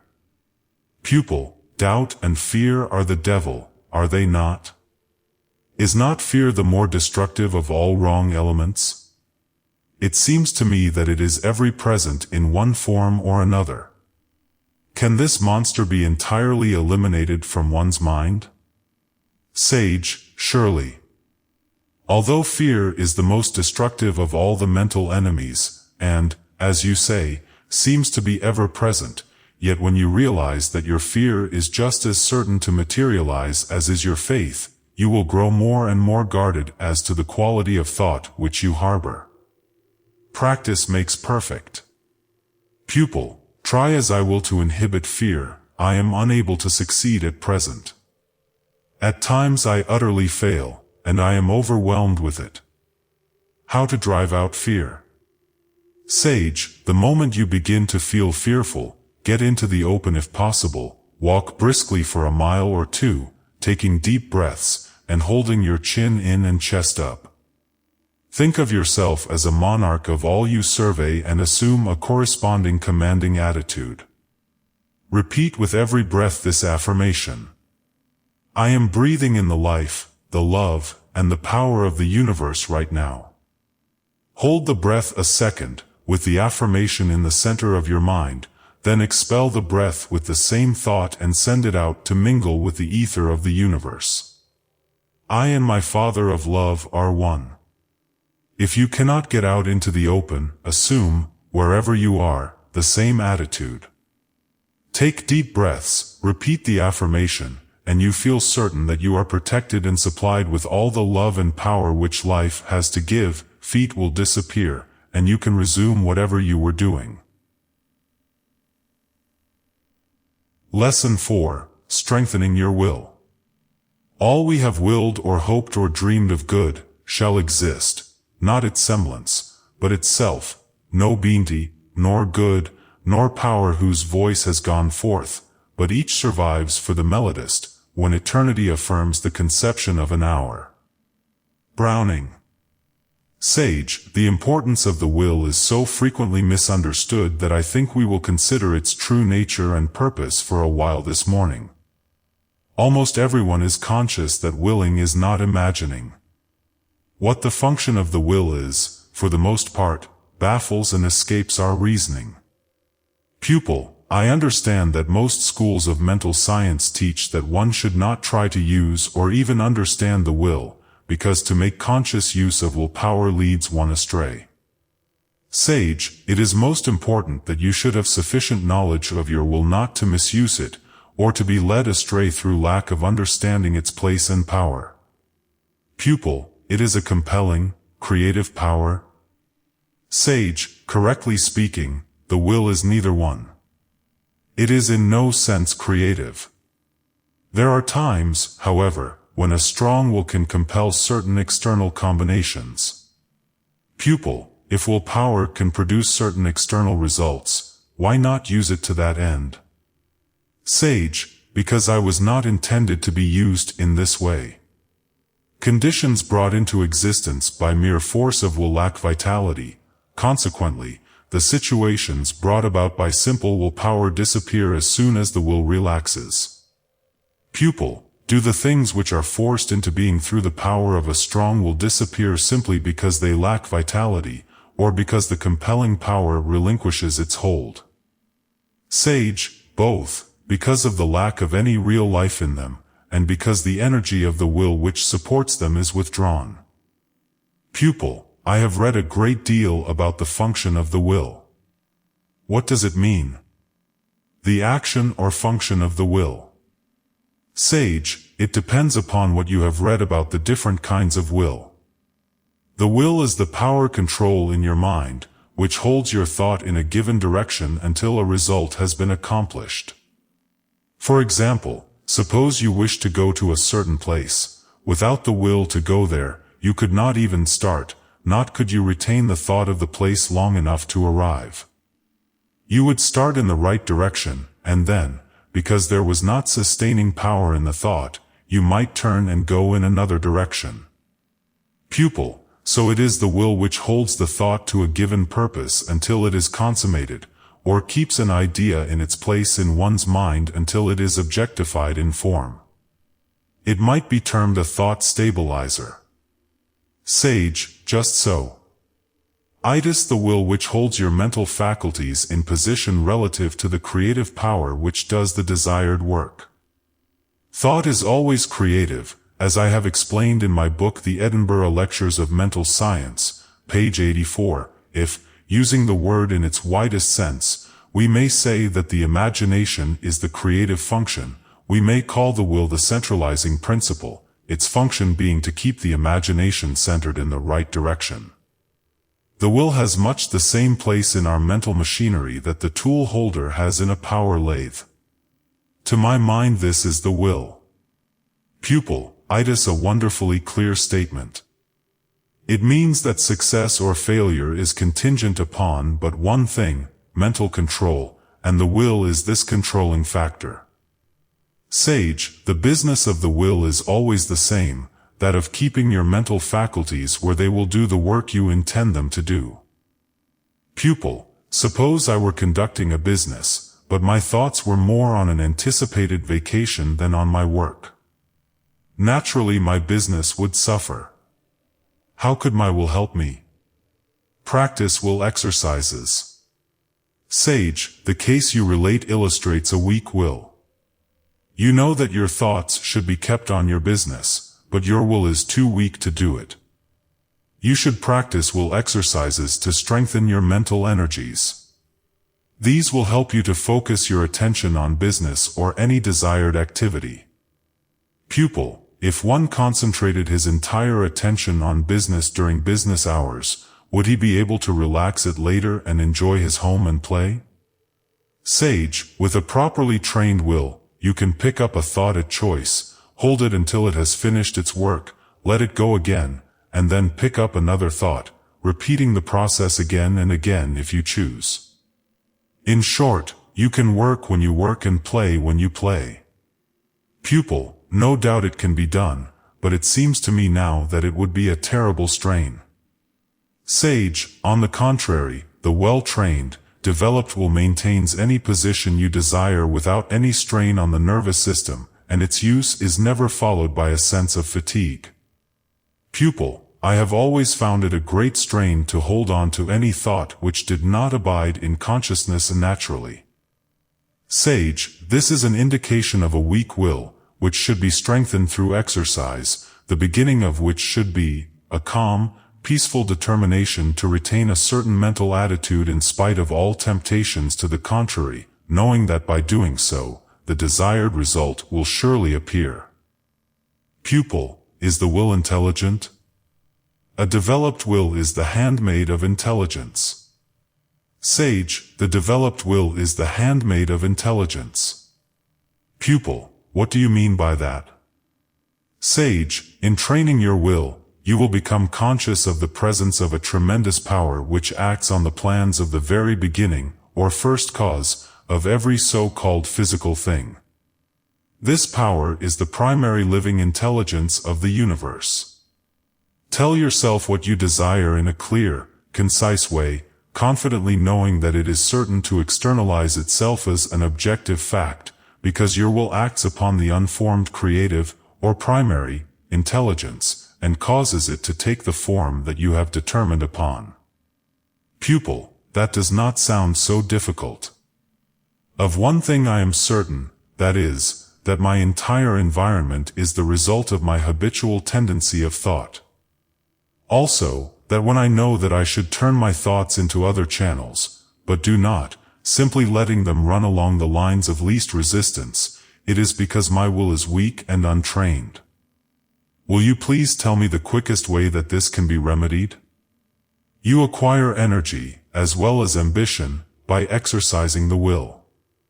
Sage, I will give you a few exercises for developing the will, and from these you can fashion others to suit your own requirements. In the first place, it is important to realize that any tendency to strain will be detrimental and must be avoided. Such exercises are not only interesting, but stimulating, and if persistently practiced will keep your ambitions from lagging. They will give you new impulses, renewed energy, and determination to be and to something better and greater than anything in the past. Once you are fully conscious of the place and power of your will, in the mental realm, to keep the creative energy at work in formulating your desires, you will realize that it is very susceptible to training, and you will never again be content to live without its constant use, for it would be like living only half a life. Pupil, may I ask a question right here? I am a fairly good pianist but dislike to begin my practice, and, although I enjoy it once I have begun, to start is always a struggle. If I were to compel myself to practice on the piano at a certain time every day, would that develop and strengthen my will? Sage, it would help, but the greatest benefit would be in the direction of making you a better musician. The best way to strengthen your will is to practice exercises for the sole purpose of strengthening the will, always remembering, while taking them, that your effort is for self-training and self-control, to the end that you may realize yourself as a part of the great universal whole. In this way you gain a peaceful centralization, which, though maintained by a conscious act of the will, is the very essence of rest. With a well-developed, trained will, your thoughts will never wander from the consciousness that all is life, and all is good, and nature, from her clearly visible surface to her most arcane depths, is a storehouse for good. You have the key to her great treasures, and whatever appeals to you most at any particular time and place, is that mode of the universal living spirit with which you are at that moment most in touch.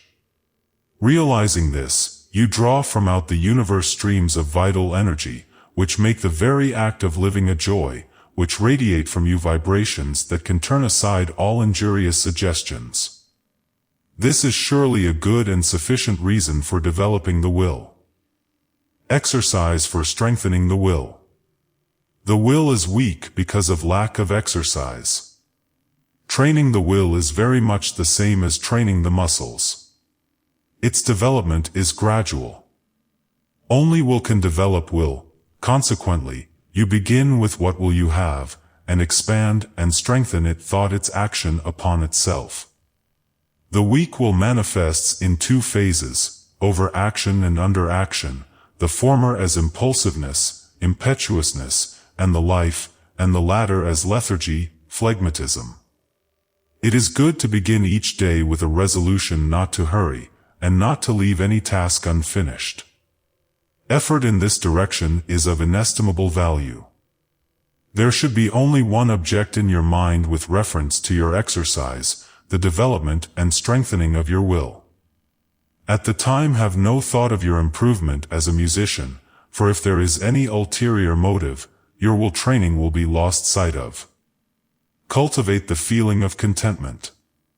Cultivate the sense of contentment, and begin your exercise with that feeling, determining to do it in a happy frame of mind. This is important. Take your exercise as the time of day when interruptions are least likely to occur, for 7 consecutive days, 10 consecutive minutes a day. If an interruption occurs during the exercise, Start all over again. If you forget the exercise for 1 day before you have finished your course of 7 days, begin the entire set again and go through with it uninterruptedly. Place a notebook and pencil by your side before beginning. Now take 50 matches, beads, buttons, bits of paper, or any other small objects, and drop them slowly and deliberately into a box one by one, with a feeling of contentment and satisfaction, declaring with each movement, "I will to will." The one and most important thought is that you are training your will for the particular advantage of having a trained will, and this is why you should cultivate the feeling of contentment. The only method by which you can study the development of your will is by self-analysis and introspection. 50. When you have finished your practice, ask yourself such questions as these. What did I think about the exercise while I was doing it? Did I believe it would really cultivate my will, or did I do it just because I was told to? Did I actually concentrate on dropping the matches into the box, or was I more concerned with their arrangement, or was I distracted with other thoughts, good or bad? Was I watching the time impatiently, or was I consciously engaging in thoughts of satisfaction and contentment? Did I have a sense of strain, or did it brace me up? Do I believe that it will really train my will if I faithfully follow it up long enough to prove it? Write down this series of questions and answers in your notebook. You will find it both interesting and encouraging to keep this record and thus watch your progress. Stimulating an interest in your will exercise. You can stimulate interest in your exercise by varying your resolution or intention. That is, one time hold a conscious attitude of joyously willing to will, another of powerfully willing to will, another of peacefully, and another contentedly. These variations in the exercise with the suggestions for introspection, which have been slightly changed, were taken from the best authority, as far as I know, along the lines of will training, and I am positive will bring the attainment of a firm, strong will, and an intelligent use of it. Lesson 5. Making your subjective mind work for you. The most potent force in the universe is the influence of the subconscious mind. The proper training of the correlation between the subliminal and the objective faculties is the open sesame that unlocks the richest of all storehouses, the faculty of remembering. And with remembering there follows natural reflections, vision, knowledge, culture, and all that tends to make of man a god, though in the germ. Dr. Edwin Bowers. Pupil, the subject of the subjective mind greatly interests me. I am sure that had I understood what you have said concerning it, would have realized that all that was necessary to obtain my desires was to think out exactly what I wanted, consciously place it in my subjective mind, and it would at once begin to attract ways and means for its corresponding physical or material fulfillment. Sage, indeed the study of the subjective mind is an all-absorbing subject. I may be able to enlighten and help you to make working realities out of what now seems to be vague and even mysterious. But it will rest entirely with you to put vitality into these suggestions, and that can only be accomplished through using them. Pupil, you mean that by making practical use of your suggestions, I will be able to attain practical results which will help not only myself but others also? Sage, that is the idea. It has always seemed to me that the average person prefers the satisfaction of giving to another what he requires, rather than helping or teaching him how to attract the desired things to himself, which would give him in addition a feeling of assurance and liberty. You would unquestionably enjoy giving to others, and the recipient would likewise enjoy receiving, but, as a rule, it tends to pauperize the spirit of independence. Pupil, if I were to put into my subconscious mind a definite idea that all people have the same power in their subconscious minds to attract to themselves the things they desire through their own efforts, would that thought register in their subconscious minds? Sage, that would be the intelligent way of impersonally helping others to connect with their limitless supply. Pupil, you have told me before that there was a definite way of impressing the subconscious mind with a particular thought. Would you mind explaining this again? Get into the spirit of your desire. Sage, the process is quite different from that of retaining an idea in the so-called intellectual mind. It is necessary, above all else, to get into the spirit of your desire, and an effort to feel relaxed and confident will help you to do this. The spirit of a thing is that which is the source of its inherent movement. For example, if you wish to impress your subconscious mind with the sense of contentment, you must meditate on the quality of contentment. See how that affects you. If in response to your meditation you feel relaxed and confident, you may be sure that your subconscious mind has been impressed with that thought. This is getting into the spirit of contentment, not because of certain physical reasons, but because of your recognition of life's action in you in this specific direction. You have the whole of universal mind to draw from. There is no limit to the creative power of your subjective mind once you have impressed it with your intention. This example applies to everything great or small. Pupil, since my subjective mind is a part of the universal mind, if I impress it with an idea or desire, does this impression pass automatically into the universal subjective mind? Sage, your subjective mind is in essence the same as the universal subjective mind with which it is inseparably connected.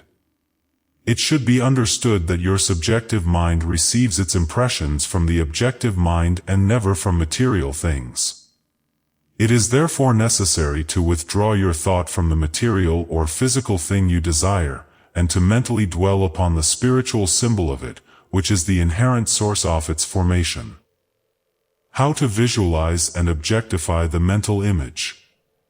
All this may seem somewhat involved to you, because it is the study of the intangible rather than the tangible. It will unfold to you as we go on, and it will seem quite simple. All we know of the invisible is gained from what we see it do on the plane of the visible. Perhaps an illustration will give you a clearer idea of that interior part of your being, which is the support of all that which must naturally subsist in the universal here and the everlasting now.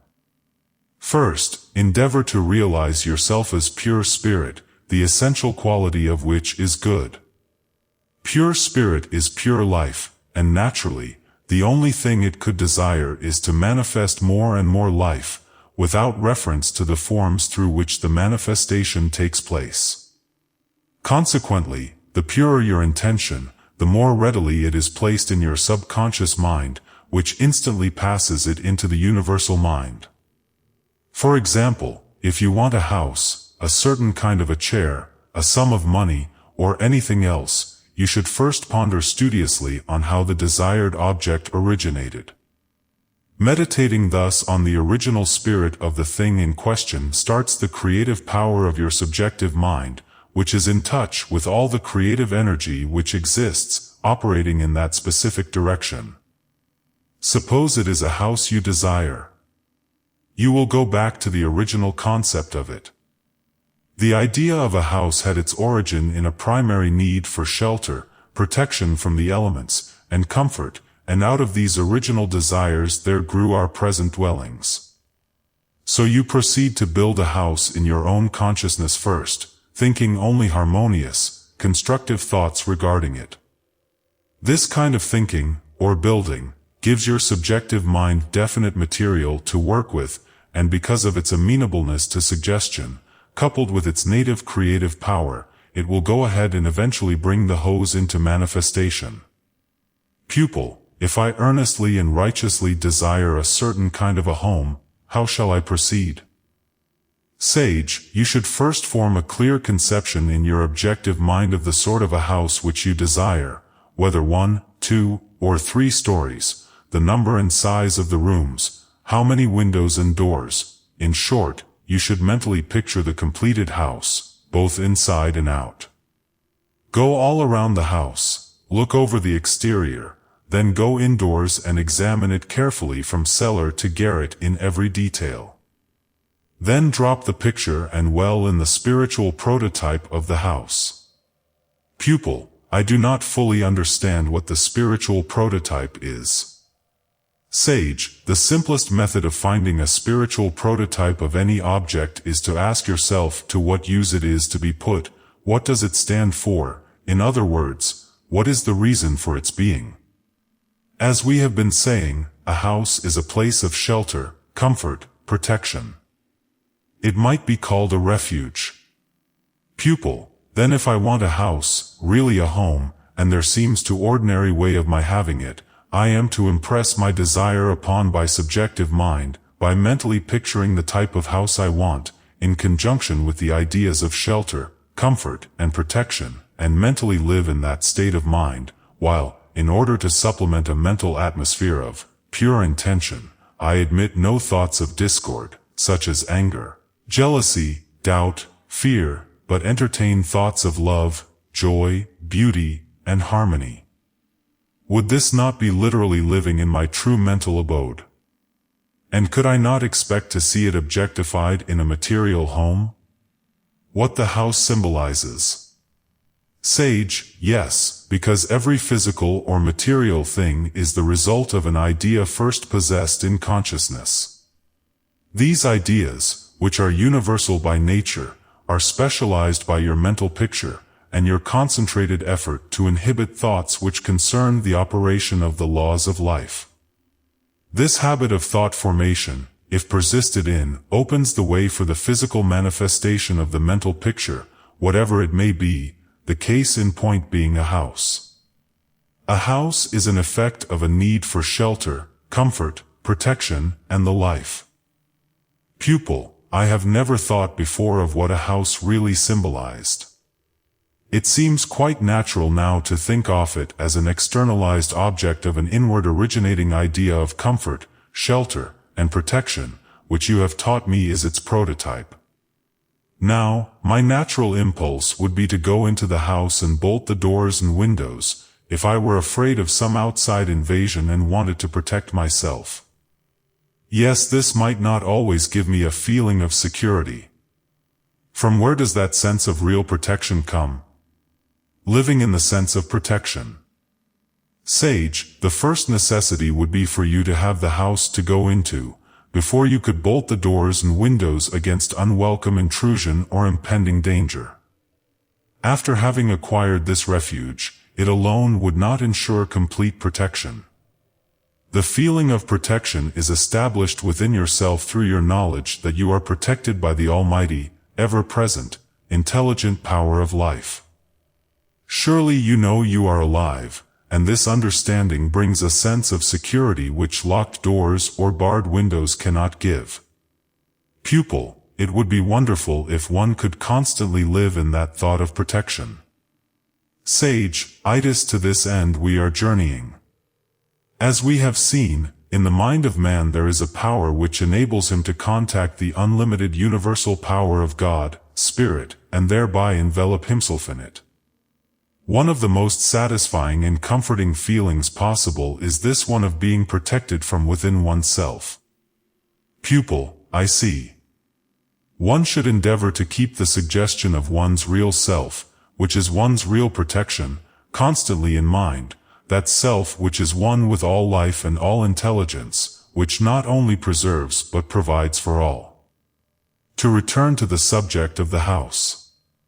It being, then, the outward fulfillment or manifestation of a desire or need for shelter and protection, the mode of procedure necessary to procure it would be to get into the spirit of life's intelligent protection, and it in turn would attract the necessary conditions to bring into tangible being a house, or whatever form of refuge was most required, and visualized. Sage, mentally entering into the spirit of life's amenable creative force, it will take any special form your desire gives it, which is mentally pictured or visualized. The house is only an illustration. Pupil, I understand. Now suppose one wanted more money or better health. What would be the prototype for these? Sage, it is always best to find one's own prototype. Let us refer to the suggestions I have already given you. What does money symbolize? For what is it to be used? For myself, I find that the prototype for money is substance, and my method for manifesting more money is to mentally picture the sum I require for a particular purpose, either in bank notes, check, or draft, whichever seems the most natural. After making a clear, distinct picture, I enlarge my vision of money as the symbol of life substance, as applied to the use I intend to put it to. I believe that money is the greatest factor for constructive exchange that we have today. How to develop health and harmony. In the case of money, you would hold firmly in your mind the fact that the substance of life fills all space. It is, indeed, the starting point of all things, whether it takes the form of desired sums of money or of something else. For physical health you would endeavor to keep your thought as harmonious as possible, and mentally picture yourself as well and doing the useful, happy things in your daily life that a healthy person would naturally do, always understanding that the originating life principle in you must act harmoniously upon itself in order to produce harmonious physical results. Pupil, then the most important point in demonstrating health is not so much the mental picture, as the control of thought in a definite center, irrespective of conditions or symptoms, really living in the prototype, a wholly perfect and harmonious expression of God the Father Spirit, the source of health and life. Sage, exactly, and this is where your trained will comes in to help you to hold your picture and to steadfastly live in your prototype. The mental picture is the seed you plant, so to speak, and the quality of thought which you entertain most persistently impresses itself upon the subconscious mind and starts the creative energy molding itself into the form of your mental picture. Pupil, then life's only creative power is subjective mind, which reproduces on the outward or physical plan the idea with which it has been impressed. What a field of possibilities this stupendous fact opens up if one could only prove it. Sage, to obtain continuous good results it is a necessity to properly understand your relation to this great unformed, highly impressionable power you are dealing with. Never try to make yourself believe what you know is not true. Unless your faith is built upon the solid foundation of absolute conviction, you will never be able to make practical use of it. Pupil, this solid foundation of conviction, how can it be established permanently? One day I feel sure of it, and the next my assurance seems to have turned to stone, and nothing I can do will bring it to life again. Use your creative power constructively, never destructively. Sage, you give your unqualified consent that you possess this creative power when you use it constructively instead of destructively. Remember that the creative energy has only one method of operating, which is its reciprocal action from the universal mind to your subjective mind, and then from your subjective mind back into the universal subjective mind which is its source, and which unfailingly corresponds to the thought which originally generated it. Your greatest aim should be to irrevocably convince yourself that the originating spirit which brought the whole world into existence is the root of your individuality. Therefore, it is the ever ready to continue its creative action through you. Just as soon and just as fast as you provide these thought channels, you will find yourself the possessor of an unfailing reproductive power. Pupil, I suppose I am not unlike others, in that I am always willing to take all the credit for the good which comes to me, and unwilling to take the credit for my miseries, placing the blame on somebody or some condition over which I believe I have no control. How can I overcome this wretched tendency? Sage, I can only repeat, by endeavoring steadfastly to remember that the only creative power there is has but one way of working, which is that of reciprocal action. There is only one primary cause, the universal subjective mind, of which your own subjective mind is a part. To gain an understanding, it is necessary to be persistent in impression your subconscious mind with the fact of its relationship to the unlimited whole. Bring your every thought and feeling into obedient connection with the best there is in you. This old saying has a world of truth in it. What thou seest, that thou beest, dust if thou seest dust, God if thou seest God. Hold the thought of what you are, to guide you into what you want to be. Pupil, which means, I suppose, that the law is always the same. The thought I maintain becomes a fact in my mental as well as in my physical plane, so I must hold the thought of what I really am in order to become what I would like to be. Sage, yes, endeavor never to lose sight of this fact. Pupil, like the illustration you gave of the house, it has its birth in the idea of protection, irrespective of any physical form. Sage, protection is an inherent quality of life, consequently it fills all space, ever ready to be called into any form of expression. If you get into the spirit of that idea, you will see how quickly corresponding results will appear. Because the quality of the subject mind is the same in you as it is throughout the universe, giving rise to the multitude of natural forms with which you are surrounded, also giving rise to yourself. It really is the supporter of your individuality. Your individual subjective mind is your part in the great whole, as I have declared before. The realization of this will enable you to produce physical results through the power of your own thought. Pupil, that reveals to me your meaning in the Edinburgh Lectures. Page 33, where you say, one should regard his individual subjective mind as the organ of the absolute, and his objective mind as the organ of the relative. I will never forget that fact again. Cultivate the idea of protection. Sage, the idea in the absolute is the very beginning, or nucleus, of the thing, regardless of the form through which it expresses. For instance, the pure idea of protection exists in life itself, is one of its innate qualities, and has no relation to a house or any building erected for that purpose. Pupil, then it is my objective mind or intellect which suggests to this self-existing, absolute power the idea of this relationship? Sage, quite so, and if you will pattern the thought you have just expressed, telling your subconscious mind over and over again that it is the one and only creative power, which always brings into physical manifestation corresponding forms of the ideas with which it is impressed, you will realize the joys of success. Pupil, I see through a glass darkly. Is there no way to develop a keener sense of just how to awaken the subconscious mind so that it will respond more quickly? Sage, I will be happy to give you a copy of a letter I once wrote in response to a question similar to yours. This letter was considered so helpful that the men to whom it was written had it put into pamphlet form, now out of print. It seems to me that the main thing that I said in that letter was don't try.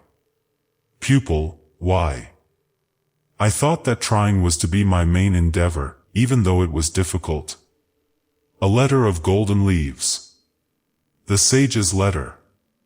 To answer your question as to how a keener sense of the subjective mind may be awakened, the answer is don't try.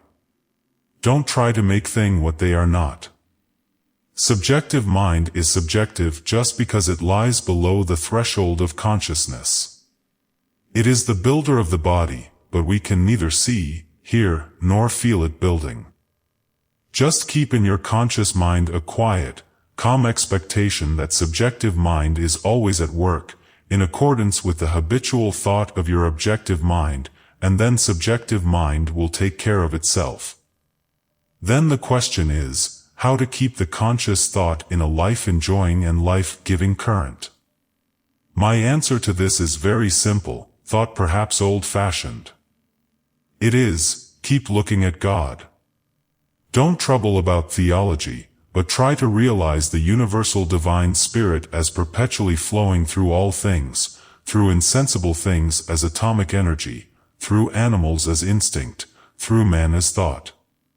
If this be so, then your manifestation of God will correspond with your habitual thought of God. Quietly contemplate the divine spirit as a continual flowing of life, light, intelligence, love and power, and you will find this current flowing through you and manifesting in 100 ways, both mentally and physically, in your affairs. You do not make this current, but you prepare the conditions which will either cause it to trickle through thinly and weakly, or flow through strongly. You prepare the conditions on the interior side by a mental attitude of looking into the light, God is light, with the expectancy of thence receiving life and illumination, and on the exterior side by not denying in your work what you are trying to hold in your thought, for yourself the simple law of enjoyment of all that you can enjoy, ruled by moderation, and toward others equally simple law of honesty and kindness. I know you have heard these things ever since you were a child, but what we all want is to realize our connection with the building power within. The connection is this, that the Spirit, as it flows through you, becomes you, and it becomes in you just what you take it for, just as water takes the shape of the pipe it flows through. It takes shape from your thought. It is exceedingly sensitive. How much more, then, must the pure life principle itself be sensitive? Think over this. Think it over and then think. Think of it kindly, lovingly, trustfully, and as a welcome companion. It will respond exactly. Think of it as a living light, continually flowing through and vivifying you, and it will respond exactly. If you ask why it does this, the answer is because it is the infinite of your real self. Let this answer suffice you.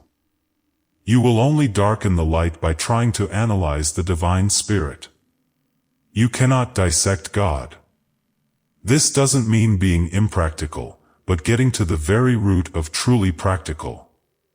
We have our ordinary business to do, but, believe me, it is the scientific method to bring everything into the divine light. Then let your ideas be desires to see it in the divine light. Let your ideas regarding it grow quietly of themselves, and you will see it in its proper and true light, whatever the thing may be.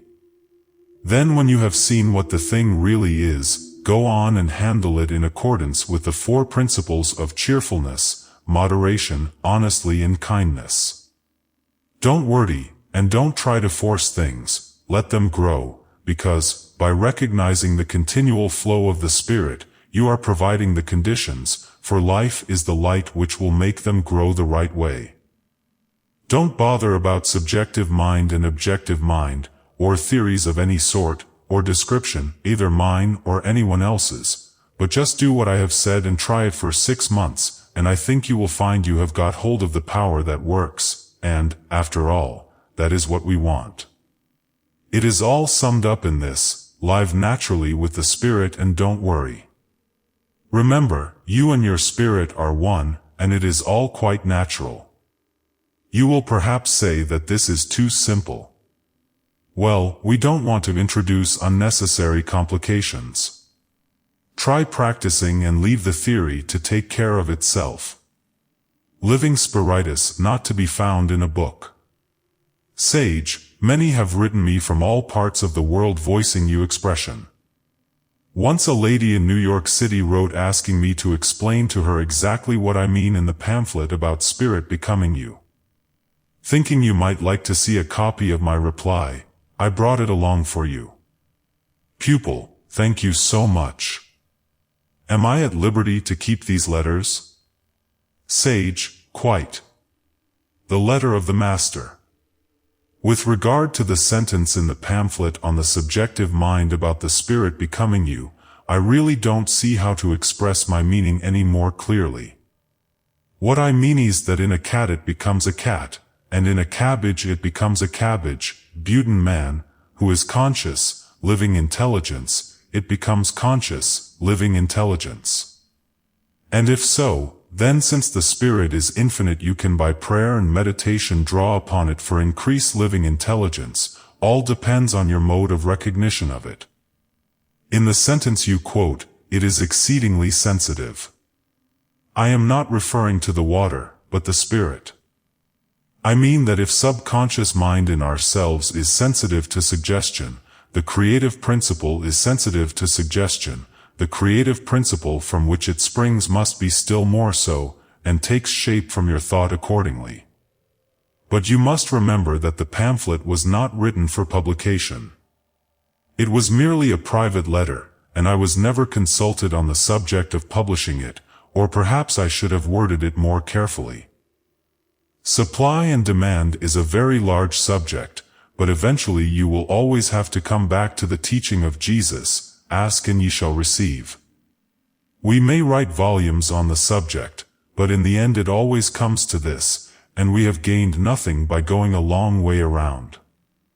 I am coming more and more to see that the teaching of Jesus is the final embodiment of all that writers on those subjects are trying to teach. In the end we have to drop all our paraphernalia of argument and come back to his statement of the working method. All the Bible premises are based on the divine knowledge of your mental constitution, and by simple reliance on it we therefore afford centers through which the creative power of the universe can act in correspondence with our recognition of it. According to your faith so be it unto you. Our faith is our real thought.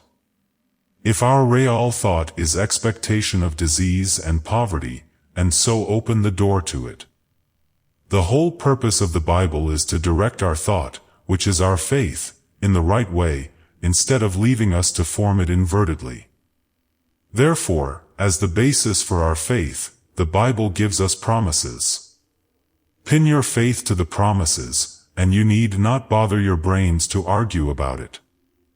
The more you argue, the more you will pin your faith to your own argument and your understanding of the law, and as a logical sequence you make the fulfillment of your desire depend on your correct arguing and exact knowledge, so that the result is you are depending entirely upon yourself, and so you are no forwarder, and are just simply where you were. On the other hand, by simply believing the divine promises, you transfer the whole operation to the divine spirit, your subjective mind, and so you have a good ground of expectation, and by your mental receptive attitude you become a fellow worker with God. You allow the all-creating Spirit to work in, for, and through you. This is the conception of St. Paul always had in his epistles, in all of them showing the weakness of relying on law, and the strength of faith in promises. This also, I think, was Jesus' meaning when he said, "Blessed is he that hath not seen and yet hath believed." Well, I hope that these few remarks will be useful to you, but I am wondering how this point of view will appeal to an American audience, and that is another reason why I am rather doubtful about coming over. The more I think of this subject, the less I see in trying to make supply, health, and all the usual new thought topics the subject of a set of mechanical rules like the rules of arithmetic. It throws the burden back on yourself, while your whole object is to get rid of it. It is the old temptation of Eden over again, the tree of knowledge, reliance on our own acquisition of knowledge, on the tree of life, reliance of God's own nature and his desire for expression in us and through us, which is the meaning of all the promises. The former looks clever but isn't. The latter looks childish but is the fulfillment of all law, and is life. If you see things in this light, which I am sure is the true one, the model you will have to take for the school of the builders is, the stone which the builders rejected has become the head of the corner. The reference is to the Great Pyramid and the topmost stone, also to our crowning stone in Westminster Abbey, and of course it refers superlatively to Christ. But properly instructed builders do not reject this stone. On the contrary, they recognize it as both the foundation and the apex of the building of the temple. You remember how St. Paul calls himself a wise master builder. Is it any use for me to come to America to teach these things, which in some form or another have been taught there ever since the arrival of the Mayflower? Of course, I can talk about vibration, nervous system, the pyramid, and the like, and the working of natural laws, but the creating principle is a part. A worshipper of God and a student of nature is what one of our old thinkers called himself. The power is of God and is received by man, and man exercises it upon nature. That is the true order. One meaning of the Masonic symbol of the five-pointed star is that everything returns to its starting point. Start from the apex of the triangle and trace the line around, and you come back to the apex. If, then, your starting point is in heaven, you go back to heaven and the divine power, and so get rid of the burden. But if your starting point is on earth, your own acquisition of knowledge of laws, you get back to earth, which is indicated by the inverted triangle. You will find the promises of man's power over nature, conditions, fully stated in Mark 11:22-25, and no teaching can promise more than this. God has ripened a great mind. Pupil, no words can express what a privilege I feel it to have you thus unfold and make clear to me the truths I have struggled so hard to understand. God has surely blessed you with one of the greatest minds of the present generation. Sage, not at all. There are many who know much more than I along these lines. For myself, however, I am certain that there is but one God, that God and man are one, and that my mind is a center of divine operation. This in itself is a blessing. Much has already been written on these subjects. It is all so simple. Pupil, I know it is simple to you, but to us, who are struggling between certainty and uncertainty, it is a rare benefit to be able to sit and listen at the feet of certainty. Sage, am happy indeed that these lessons have been helpful. It has been a great pleasure for me to have exchanged ideas with you, and I know that you will pass them on to others whenever you feel they will be helpful. It seems to me that you now have all the material necessary to build for yourself a foundation and superstructure of absolute faith in God and of the power of God in you, which is your subjective mind. This knowledge, well established, gives you dominion over every adverse circumstance and condition, because you are in conscious touch with your limitless supply. Only believe in the God within, and all things are possible unto you. Lesson 6, Hourly Helps. Sage, I want in this lesson to give you, in the most practical form, the means whereby you may meet the disquieting things of life, the things which wear soul, spirit, and body almost to the snapping point. I want you to take these admonitions and instructions into your most intimate life and keep them bright and shining by daily use. They will help you hourly in overcoming destructive elements, and in attracting constrictive ones. Anger. When anger begins to stir you, take deep breaths, hold your thought on the inflow of breath as being rays of light, breathing deeper and deeper. Continue the deep breaths until you have taken 25 inhalations, hold each one while you count to 7. Then expel slowly, keeping your thought steadily on the inhalation, mentally seeing it go all through your lungs, and penetrating every part of your body's rays of light. Then meditate upon any real live thought about yourself, such as being one with all life and good. A little practice in this way will soon relieve you of the tendency to anger. Anxiety. When conditions are not to your liking and you find yourself thinking more and more about how unhappy you are because of them, stay out of doors in the open all you possibly can. Endeavor to walk at least 2 miles every day, breathing deeply of the fresh air with this thought. I am breathing in the life, the love and the power of the universe, right now. Do not permit your thought to slip back into the old groove. Fill your mind with this declaration about yourself. You have been given dominion over every adverse condition through your power of thought. Persist in your steady recognition of this fact. Tell yourself over and over again that all is well right now in your thought and feeling, consequently outside conditions must and will correspond. Disease. If your body is the expression of thought, then disease must be the result of a belief that your body is subject to disease. Tell yourself many times a day that all physical disease is the result of discordant thoughts, and when you have actually accepted this statement as a truth, you will be careful to entertain only healthy, harmonious thoughts for yourself or another. For example, if you feel a headache coming on, begin at once to take deep breaths, and repeat with each breath that breath is life, and that life is perfect health. I am alive, so the health of life is manifesting in me right now. Disappointment. This subtle destructive power should be shut out at all times by the recognition of your direct contact with all the joy there is, because you are one with its source, universal good.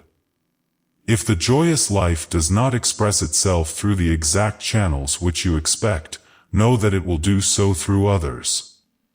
Life wants to express joy through you, for it made you an instrument in which and through which to do it. Because you are here for that purpose. You can and do enjoy all the good which life has to give. Take some physical exercises while holding that thought. A good one is to sit on a chair and take a deep breath, then slowly exhale, and as you exhale, gradually bend at the hips until you can touch the floor with the tips of your fingers. Repeat this 7 times with the affirmation: the joy of God is flowing in me and through me right now. Discontent. When this enemy to peace and happiness begins to advance, sing, sing, sing, write out loud if you can, or else do it mentally. Sing anything you like. Watch your breath control, and every night put into your subconscious mind the thought that God brought you into existence for the purpose of expressing all of life's harmonies, both in you and through you, and it is your divine right to be harmony and to be harmonious in your daily experience. Meditate upon the harmony you see expressed in nature and endeavor to apply it in your thought, and then express it. Discouragement. This is failure on your part to recognize the almighty limitless source of supply, God, as your never-failing, cooperative partner. When you are assailed with the thought of discouragement, immediately ask yourself, what kind of a power was it that brought me into existence, and for what purpose? Then repeat slowly and thinkingly, I do believe and I am persuaded that God is an ever-present, never-failing source of protection and supply. Watch your thoughts lest any contrary to this affirmation be lurking around in the corners of your mind, and stick to it with all the will that you have, and you will break down the suggestion that there is any power in discouragement. Envy. Envy is due to a sense of separation from God, good. Endeavor to realize that where there is life, all that life has to give is present in its entirety at all times and in all places, and will come into visible expression through the persistent recognition of this grand fact. Fear. One writer has said that fear is the only devil there is. Certainly it is the most destructive power one can entertain. When fear comes to assail you, close the door of your mind against it with this positive thought: the only creative power there is thought. All things are possible to him who believes that the God which brought man into existence did so for the purpose of expressing his fatherly love and protection in his child. I believe in God, the Father Almighty, as my life, my intelligence, manifesting in my consciousness now. As you think this, walk briskly or take strenuous exercise. Whenever you sense fear returning, inhibit it instantly by substituting any thought which affirms the power of God in you. In short, fear is absolutely overcome by withdrawing your thought from the physical reason or argument which would cause you to believe in a power other than God, and the spirit of life and love as your birthright. Indecision. This is a lack of the realization that your intelligence is the instrument through which the intelligence of the universe takes specific form. An effort to realize this fact should be a habit of mind, rather than spasmodic attempts made only with the necessity for decision arises. Jealousy. This is love's greatest enemy, and if permitted to dwell within your consciousness, will ultimately destroy your ability to enjoy your life. It is the reaction of the fear of loss and can be overcome through prayer and watchfulness. Reason along these lines: God is life and God is love. I am life and I am love. I cannot lose love any more than I can lose life. When you are tempted to feel jealous, walk long distances as frequently as possible and keep your thought on love itself, not on any one person whom you love, but just love and its attributes. Think of God as love. Keep all thought of personality out of mind, and you will find that love will spring up in you as a fountain of everlasting love and life and fill your consciousness through and through. Self-condemnation. The instant you begin to blame yourself to having done the wrong thing or for not having done the right thing, put this thought into your consciousness to the exclusion of every other: infinite intelligence and wisdom are expressing themselves in me more and more right now. Take the exercise of bending the body from the hips, without bending the knees, so that you can touch the floor with the tips of your fingers, inhaling as you lift the body, and exhaling every time you bend. Repeat this exercise 16 times, accompanied by the affirmation just given. Self-indulgence. This is brought about by lack of willpower, an evidence of a weak will. It means failure, because you have no thought power to give the unformed energy life the particular thought material necessary to produce desired results. Absolute mental, thought, control is the one and only thing which is necessary for you to do, to be, or to have what you want. Without it, you scatter your forces. If you permit your thoughts to run riot without restraint, the conditions of your life will become chaotic. For example, a friend does something of which you do not approve, or perhaps your present circumstances are undesirable. Refuse to let your thought dwell on the injustice of your friend, for dwelling on it would only produce greater unhappiness for you. Control your thought and do not think of your friend in this connection. Instead, consider the many fine attributes of friendship, and this will restore harmony. Do the same in regard to your unpleasant circumstances. Don't picture them mentally and say to yourself, "How dreadful they are." But repeat the glorious truth which I have previously referred to: my mind is a center of divine operation, and divine operation is always for greater advancement and better things. You will experience this if you cling faithfully to this line of reasoning. Sensitiveness.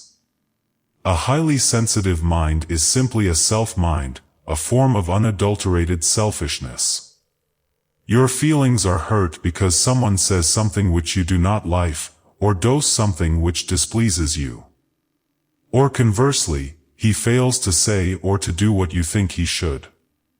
To eradicate this baneful though habit, use the same method of argument as for self-indulgence, and if faithful in your mental work, your efforts will be rewarded, and you will free yourself. Unhappiness. A continually unhappy state of mind is the direct result of constantly viewing life from the physical standpoint as though that were life's only reality. Every night, before you go to sleep, put well into your subconscious mind this thought: there is but one mind to think about me or to make laws over me, and that is the mind of divine love and divine power. Every morning meditate upon this thought. Use it as your shield and buckler at the first suggestion of any sense of unhappiness. You will soon find that the tendency to be discontented and unhappy will vanish, and happier conditions will come into your experience. Lesson 7. Putting your lessons into practice. Just as I am completing this manuscript for the printer, the idea suggests itself that it will also be helpful to give a definite idea, in formula form, of how to be and have what you want. First, you should endeavor to learn to be as near the perfect reflection of your own idea of God as possible, in thought and action. It may seem impossible at first thought, to even approach such a goal, but reflection upon the thought that God made you out of himself, because he wised to see and feel himself in you, will help you to persevere. When you first began to learn to read, no doubt you felt in your childish way that it would be wonderful to read as well as the grown-ups could. You kept on trying and then you read. Perhaps you have a big desire which you would give your life to have fulfilled. In reality, it is only necessary for you to give a few moments each day to earnest effort, in getting into the spirit of this idea of God and living in it every waking hour. Then endeavor to find the spiritual prototype for your desire. By this I mean inhibit all thought of the physical side of your desire. If you desire a true companion, close your mind entirely to all personality and physical being, and dwell in thought and feeling on the spirit of love and true comradeship, without reference to any physical person. The person is the instrument through which these particular qualities manifest, and not the qualities themselves, as we often learn too late. Or you may desire improved financial condition. Here again it is not mere money you desire. It is that which money symbolizes: substance, liberty, freedom from lack. Therefore, you should go alone night and morning, or any time when you are certain you will not be disturbed, and meditate first upon your own true relation to God. After your feeling has been stimulated to the point of certainty, then meditate upon the ever-present, never-failing substance and freedom of God. Try not to lose sight of the fact that the greatest magnet for acquiring money is ideas. There is every reason that you should capture one of these big money ideas, if you will persistently follow the suggestions given. If you do this, you will not only capture the idea, but also the courage to put the idea into practical application. This courage, put to positive uses, will bring you to the goal of your desire: substance, love, friends, health, happiness, and the peace that passeth all understanding. May all these come to you in richest measure. The end.